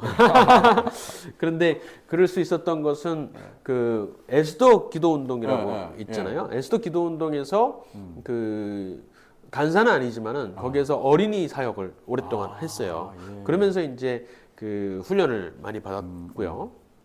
그리고 홀리원 코리아라는 어린이를 대상으로 청소년들을 대상으로 하는 교재 만들고 우리나라 역사 바른 역사관 이런 거 만들고 그런 거 하는 단체를 이끌고 있습니다. 이끌었습니다. 그래서 그 단체의 일환으로 춘천에도 강의를 온 거고요. 그래서 이제 부모님 알게 됐고 그랬고 그래서 사실 상당 부분 제가 도움을 받은 부분도 많고요. 제가 이번에 그 최근에 그 성경으로 세상 바로 보기라는 책을 냈는데 그 책도 그 아내가 시작했던 그 단체에서 나왔어요. 거기 출판사에서 나왔습니다. 그래서 그런 일들을 하고 있었고 전공은 유아교육입니다. 유아교육. 그래서 존스 홉킨스 대학에서 저 만나기 전에는 하버드에서 석사를 했고요. 그리고 나서 이제 저 만나고 나서 그 박사과정은 존스 홉킨스에서 했어요. 존스 홉킨스 박사과정을 하고 유아교육으로 박사과정을 하고 이제 한국에 들어와서 지금도 이제 한국에 교수하고 있습니다. 아동가족학과 교수로 지금 있습니다. 그래서 사실은 지금도 저는 사실 여러 가지 활동을 하고 있지만은 수익이 있는 활동은 아니거든요. 그래서 이 뭐라 그러죠? 가정 경제는 아내가 책임지고 아내가 감사하죠. 아내가 만약에 그 한국에 돌아오자마자 이렇게 취직을 못했다면 사실은 저도 이렇게 활동을 못하고 뭐 취업 전선을 이제 들어가야 됐을 텐데 아내가 마침 너무나 은혜로 이렇게 들어가서 안정적으로 이렇게 또 직장 일을 하고 있기 때문에 제가 또 계속해서 이런 활동을 하고 할 수 있습니다. 그래서 저도 지금은 잘 못하지만 그래도 주업은 그 아이를 보는 겁니다. 그래서 오늘 아침에도 아이를 어린이집에 맡기고 또 이제 찾으러 가야 됩니다. 근데 이제 보통 이제 그거 외조잖아요. 외조를 하는데 사실 남자들이 그 어떻게 보면 외조하는 걸 좀 뭐 부끄러워한다 할까 어려워하지 않을까요? 근데 그런 건 없습니까? 그런 거는 전혀 없었어요. 저는 오히려 왜냐면은 어떤 돈을 벌어야 된다, 어떤 좋은 직장에 가야 된다라는 것이 애초부터 없었기 때문에 그냥 그런 면에서는 그냥 먹고 사는데 힘들지만 않으면 된다라고 생각을 했기 때문에 그런 욕심이 없었던 게 이제 좀 컸던 것 같고요. 그리고 그 외조를 하면서 사실은 그 밤에 지금 요즘은 안 그렇지만은 아이들이 어렸을 때는 사실 밤에 시간이 많잖아요. 그때 사실은 제가 뭐 5권이나 번역을 할 수가 있었고 공부를 많이 할 수 있었거든요. 그래서 그것이 지금 많이 유용하게 사용이 되고 있기 때문에 그 외조를 한다고 해서 할 수 있는 제가 해야 될 일들을 못한 게 전혀 아니었기 때문에 저는 너무나 그 축복이라고 생각을 했고요. 그리고 지금도 뭐 사실은 해야 되는 사역들이 있지 않습니까? 제가 만약에 직장에 들어갔다면은 거의 한 절반 이상 포기해야 되는 그런 여러 가지 사역들이 있는데 지금 그거를 할 수 있는 것이 너무나 큰 축복이고 아내가 또 직장을 하고 뭐 형태는 제가 외조를 하고 있지만은 사실은 또 결국에는 아내가 다 합니다. 아내가 또 집에서 또 요리도 하고 밥도 하고 다 이렇게 해주기 때문에 사실 아내가 힘든 거죠.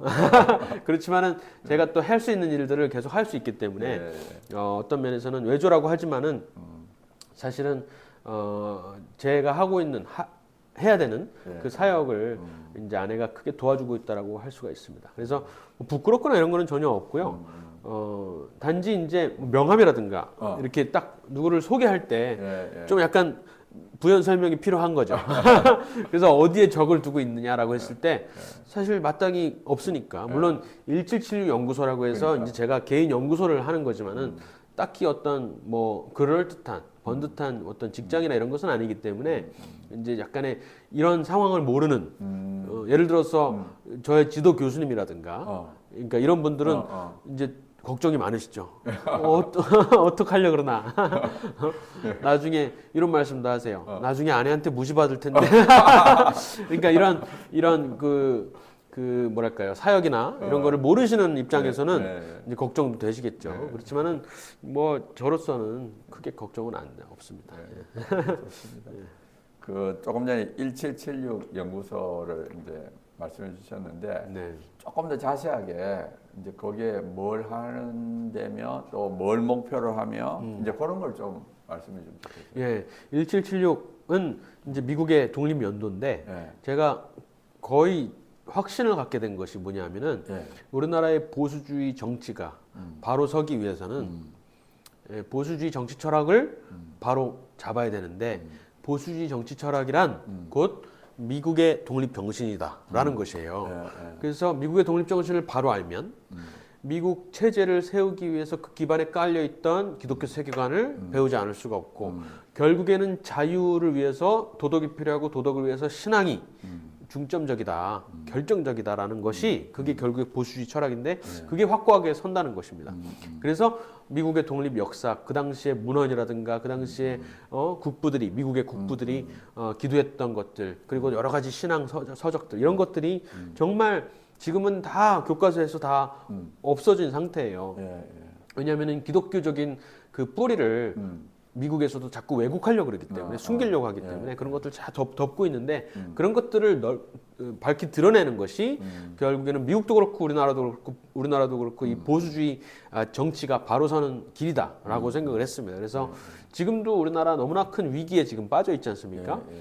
그것도 사실 사법부나 이 행정부나 또 입법부의 분명한 이 역할 그것이 그 역할이 사실은 기독교 세계관에서 나오는 것인데 인간의 불완전성 그리고 결국에는 서로가 견제할 수밖에 없다라는 그런 신앙에서 나오는 것이고 그리고 유대인들이 겪었던 그 통치의 체제에서 이 삼권이 나오는 것이잖아요. 예를 들어서 사사기는 저지스잖아요. 이 사법부라고 할 수가 있고 열왕기, 왕기 또 선지서에서는 이 왕의 통치가 쭉 이어지잖아요. 그것은 행정부라고 할 수가 있고 그리고 또 선지서들을 보면은 선지자들이 직접 하나님으로부터 이거를 받아서 대언하는 그것은 결국 입법부라고 할 수 있고 이 삼권이라는 것도 사실 거기에서 나온 것이고 그래서 그러한 정치 철학을 바로잡는 것이 중요하다고 생각을 하기 때문에 1776 연구소는 결국에는 그런 사실 기성세대는 어렵습니다. 예를 들어서 저희 또래 특히 이제 저희 약간 윗세대 또래 40, 50대는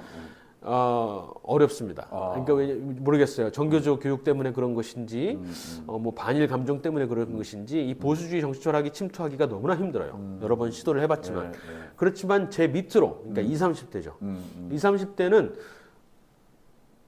말하는 대로 흡수가 됩니다. 그래서 그런 것들을 또 보고 있기 때문에 이들을 정말 보수주의 가치관으로 제대로 키운다면은 이들이 이제 한 50대, 40대가 되어서 기성 뭐 세대로 들어가고 정치에 들어가면은 정말 우리나라가 바로 설 수가 있겠구나 이런 생각이 들었어요. 그래서 20, 30대를 대상으로 이 미국의 독립 정신을 전하려고 하는 것입니다. 근데 목표는 그렇고요. 근데 너무나 다행히도 이 미국의 독립 정신이 우리나라의 근본적인 어떤 체제에 이미 뿌리를 내리고 있는 것입니다. 특히 이승만 대통령을 통해서 미국의 질서와 그 정신이 너무나 잘 이렇게 배어 있기 때문에 사실 그런 역사들만 들춰내서 알려줘도 효과적으로 이렇게 보수주의를 전할 수가 있겠더라고요. 그래서 1776 연구소는 그런 일들을 하게 될 텐데 구체적으로는 이제 아까 말씀드렸다시피 미국에 가는 견학 프로그램이 있고요. 또 아카데미 프로그램이 있고 그리고 문헌 이게 미국에 있는 문헌들을 번역을 해서 한국에 소개하는 그런 것들을 이제 3가지 중점적으로 할 예정입니다. 예.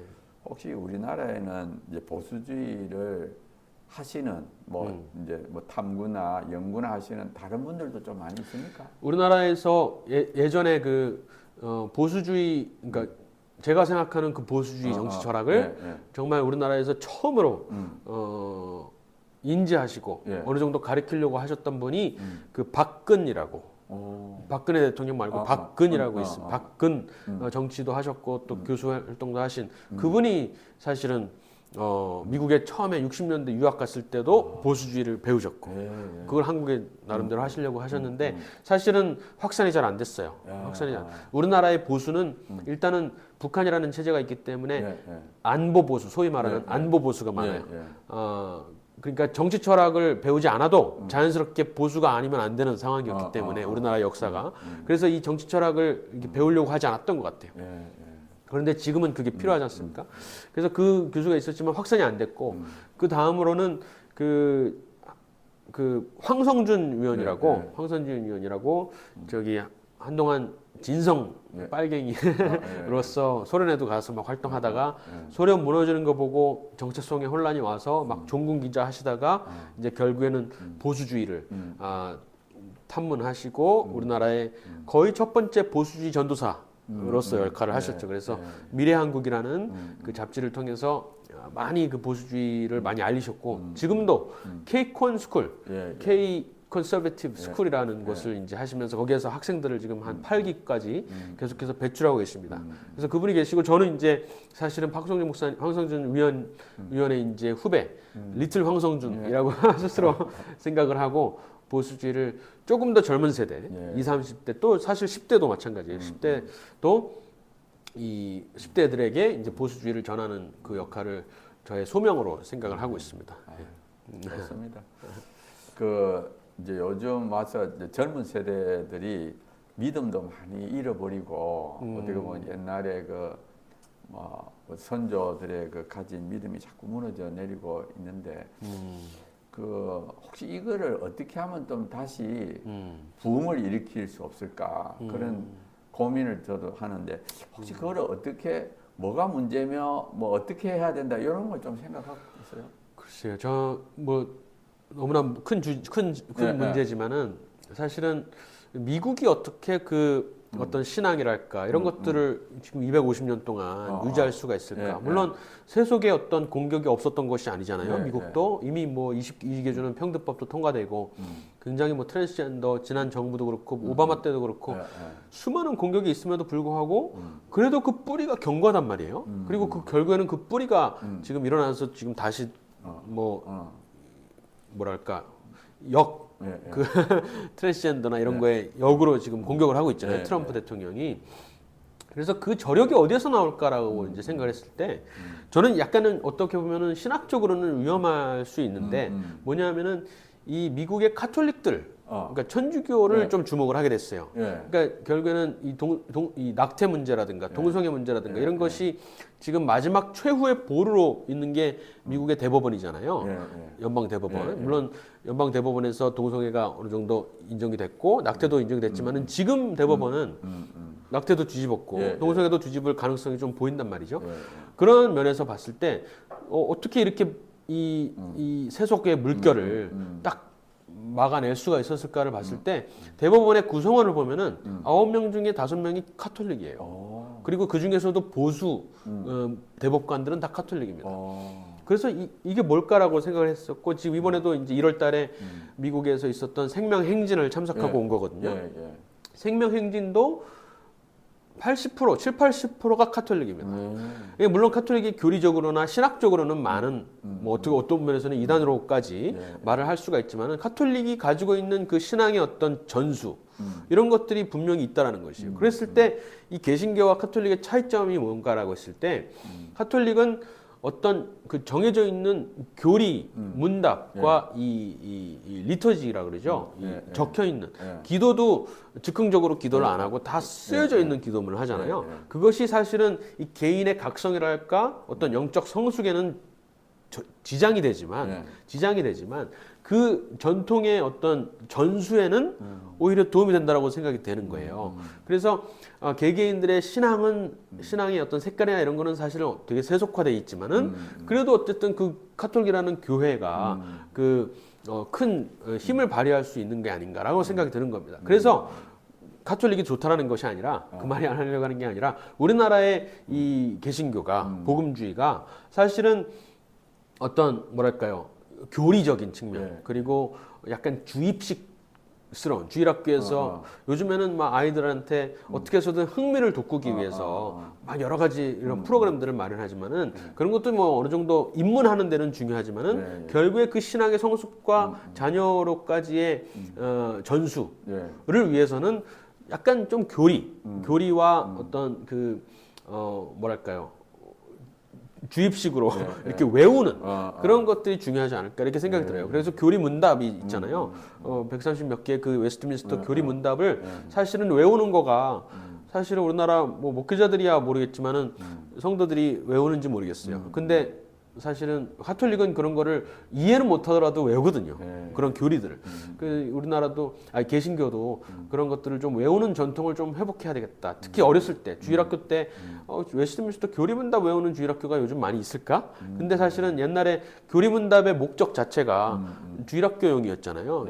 어린아이들의 그 신앙 성숙을 위해서 교리문답이라는 걸 개발했고 이런 것들을 아이들한테 주일학교에서 가르치기 위해서 교리문답을 만든 것이었던 것인데 그런 어떤 신앙의 그 정말 유효한 전통들을 좀 다시 회복하는 것이 필요하지 않을까 생각이 들어요. 그래야만 우리가 어떤 나름대로 그래도 개혁주의 신앙이니까 개개인에게 어떤 지성적으로 또 합리적으로 이렇게 믿음을 전수하고 설명하는 것도 물론 중요하겠지만은 또 영적인 어떤 그런 흐름을 전수하는 것도 중요하겠지만은 그냥 교리적으로 그냥 어떤 가문의 어떤 이어지는 그러한 것으로 기독교가 전수가 돼야 될 필요도 있지 않을까 그렇게 생각을 합니다. 그래서 가장 구체적으로는 교리문답을 주일학교에서 다시 가르치는 게 중요하겠다 이렇게 생각이 들었어요. 몇 년 전에 했던 생각입니다. 우리나라 어떻게 이 신앙을 이 여러 가지 풍파 속에서 딱 보존할 수 있을까 이거를 이제 생각하던 중에 그게 생각이 나더라고요. 알겠습니다. 이제 뭐 좀 마무리해야 될 것 같은데 혹시 우리 청년들한테 하고 싶은 말씀, 우리 청년들이 다 듣고 있으니까 청년들에게 요거는 꼭 말하고 싶다 그런 내용 혹시 있을까요? 글쎄요. 일단은 청년 시절에 저도 그렇고 하여간 어리면 어릴수록 좋을 것 같아요. 어렸을 때 가지는 그 헌신의 마음이 중요할 것 같습니다. 그러니까 청년의 가장 큰 적은 냉소주의라고 생각을 합니다. 냉소주의에 빠지기가 사실 쉬운데 특히 요즘 시대에는 더 그렇죠. 그렇지만은 청년이 가질 수 있는 것은 그 뜨거움이잖아요. 그 뜨거운 열정인데 그것이 물론 잘못 나갈 수도 있겠지만은 우리가 신앙 안에 바로 서 있다라면은 그 열정을 10분 최대한 활용해야 된다라고 생각을 합니다. 그래서 뭐 교회 활동이든 신앙이든 아니면은 뭐 선교 어디 단기 선교라도 이렇게 뭐 주일학교다 헌신이라도 이런 것에 정말 매진을 했으면 좋겠어요. 어떤 공부나 또는 학업이나 어떤 직장 생활에 지장이 된다라고 생각하지 말고 훨씬 더 중요한 것이기 때문에 그런 것에 한번 헌신을 한다면은 왜냐하면은 나이가 들고 어느 정도 이 사회적으로 또 어떤 그것이 생기면은 그렇게 못한다는 것이죠. 그런데 그때 정말 냉소적이지 않을 수가 없는 그런 때가 오는데 청년 때부터 이렇게 냉소적으로 변하면은 사실은 이 뿌리를 내릴 만한 어떤 기반이 없어지는 거예요. 나중에 이 기성 세대가 되었을 때. 그래서 사실은 지금도 제가 지금 여러 가지 사역을 하고 있고 또 많은 또 친구들을 이렇게 봤을 때 결국에는 그 자녀들한테도 그 신앙 전수를 어떻게 하고 또 신앙생활을 어떻게 유지를 하는지 이제는 기성세가 되면은 신앙을 키운다기보다는 이 유지를 하는 거잖아요. 근데 그 유지를 어떻게 하는지를 보면은 젊었을 때 얼마나 헌신했는지에 따라서 얼마나 그냥 몸을 바쳐서 어디에 헌신했는지에 따라서 그것이 보존이 되는 것을 볼 수가 있거든요. 그래서 젊을 때 최대한 많이 헌신하고 약간의 이제 학업이랄까 뭐 직장에 지장이 있더라도 사실 우선적으로 교회와 또 신앙의 어떤 여러 가지 활동에 헌신을 하는 것이 중요하다 이런 생각이 듭니다. 그래서 교회 활동과 또 교회에서 사실은 우리나라는 신앙생활 하기가 너무 편하죠. 예, 예. 뭐 항상 프로그램들이 너무나 많고 그래서 그냥 참여만 해도 충분히 이 신앙이 보존이 되는데 그렇게만 하면은 그러니까 내가 뭐 주도적으로 뭔가 하는 것이 없다라면은 사실은 작년이 되어서 작년이 되어서 식기가 너무나 쉽습니다. 그래서 뭔가 주도적으로 뜨겁게 어떤 뭐 임원이라든가 뭐 이런 것들을 아니면은 그냥 어디 잠깐 그 선교지에 나가서 이렇게 하는 것이라도 하기를 추천드립니다. 예.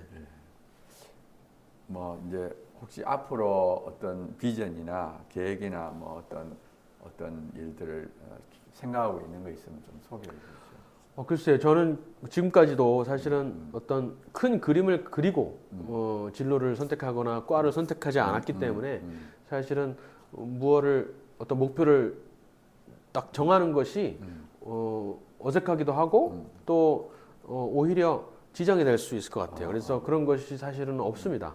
무책임한 것 같지만은 어떤 면에서는 그렇지만은 신실하게 하나님이 한 걸음 한 걸음 인도해 주고 계시기 때문에 그냥 지금 저에게 주어진 1776 연구소 그리고 청년들 미국에 데려가면서 견학시키고 교육하는 거 그런 것에 이제 충실하려고 합니다. 이렇게 하다 보면은 또 다른 어떤 여러 가지 길들 또 대한민국의 어떤 여러 가지 상황에 따라서 또 통일 뭐 이런 길들이 열릴 텐데 그때 가서 하나님이 주시는 또 감동에 따라서 순종할 수 있기를 그냥 바랄 뿐입니다. 그럼 1776 연구소는 어디 홈페이지나 뭐 유튜브나 뭐 이런 게 있습니까? 지금 아직 없어요. 뭐 하나 만들어 놓은 게 있었는데 지금 관리를 못해서 지금 이제 거의 폐쇄한 상황이고요. 그런데 이거를 이제 사단법인으로 이제 만들려고 해요. 그래서 사람들을 좀 모았고요. 경비단 갔다 온 친구들 그리고 또 몇몇 비슷한 또래 친구들과 함께 이 사진을 꾸려서 이제 2월 이번 달에 이제 사단법인으로 작업을 하려고 하고 있습니다. 그래서 그때 되면 이제 홈페이지도 나오고 좀 번듯한 그러한 이제 기반이 될 것 같습니다. 그래서 그 기반으로 후원도 받고 미국에 이제 좀 정식으로 이렇게 견학도 하고 그렇게 될 것 같습니다.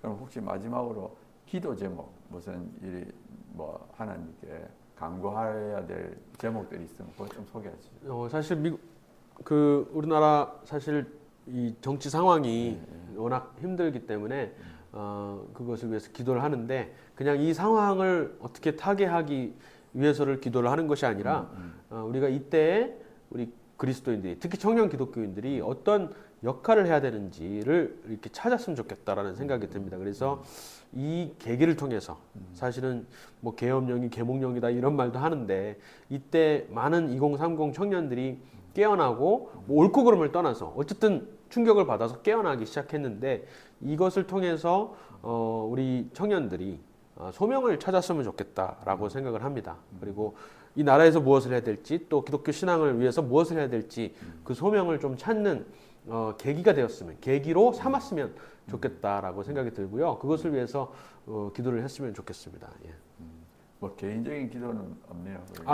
뭐 사실은 뭐 많죠. 근데 뭐 177 연구소도 그렇고 또 이 자녀들, 제 자녀가 이제 그 지금 초등학교 3학년 들어가는 아이가 있고 좀 나이 차이가 있는데 딸애는 어린이집 다닙니다. 3살입니다. 그래서 5살 이렇게 차이가 나는데 이 두 자녀가 한국에서 그냥 이제 공교육을 이제 받고 있는데 초등학교 2학년밖에 안 됐는데 벌써부터 잘못된 거 많이 배워와요.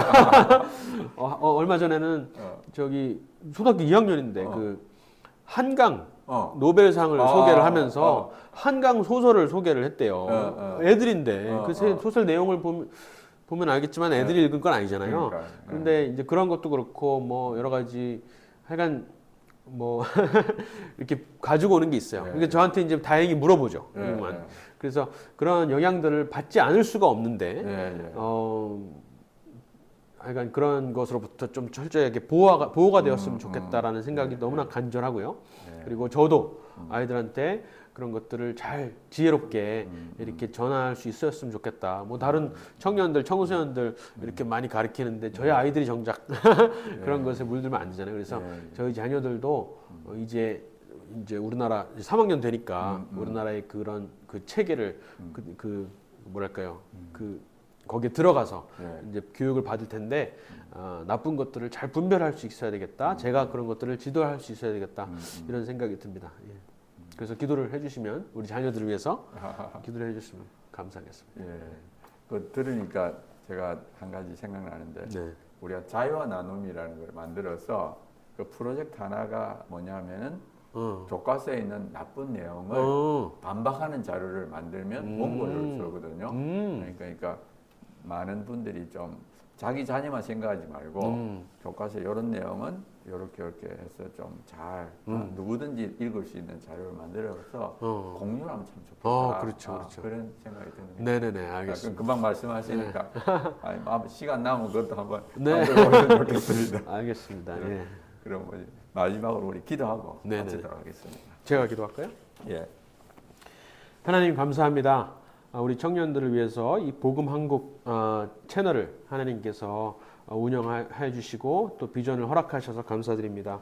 이 채널을 통해서 많은 청년들이 많은 선배들의 간증과 또 이야기를 들으면서 믿음의 확신을 갖게 하시고 또 각자의 소명을 찾을 수 있도록 하나님 인도하여 주시옵소서.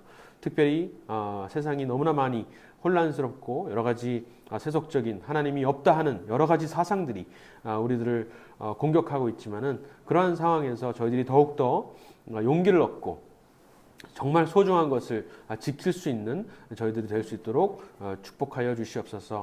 이 나라를 하나님 다시 한번 굽어 살피시고 이 나라가 너무나 큰 위기에 빠져 있지만 이 계기를 통해서 오히려 새롭게 발돋움할 수 있는 우리 청년들을 일으켜 주시옵소서. 아멘. 특히 10대와 20대, 30대 청년들을 다음 단계인 통일한국과 또 복음한국 또 더 넘어가서 회교권과 또 중국까지도 복음을 전하는 그러한 일꾼들로 하나님 크게 훈련시키시고 성장시켜 주시옵소서. 그 역할에 저희 기론평 교수님과 우리 복음한국 TV와 저를 사용하셔서 하나님 감사드립니다. 이 모든 말씀 예수님의 이름으로 기도하였습니다. 아멘.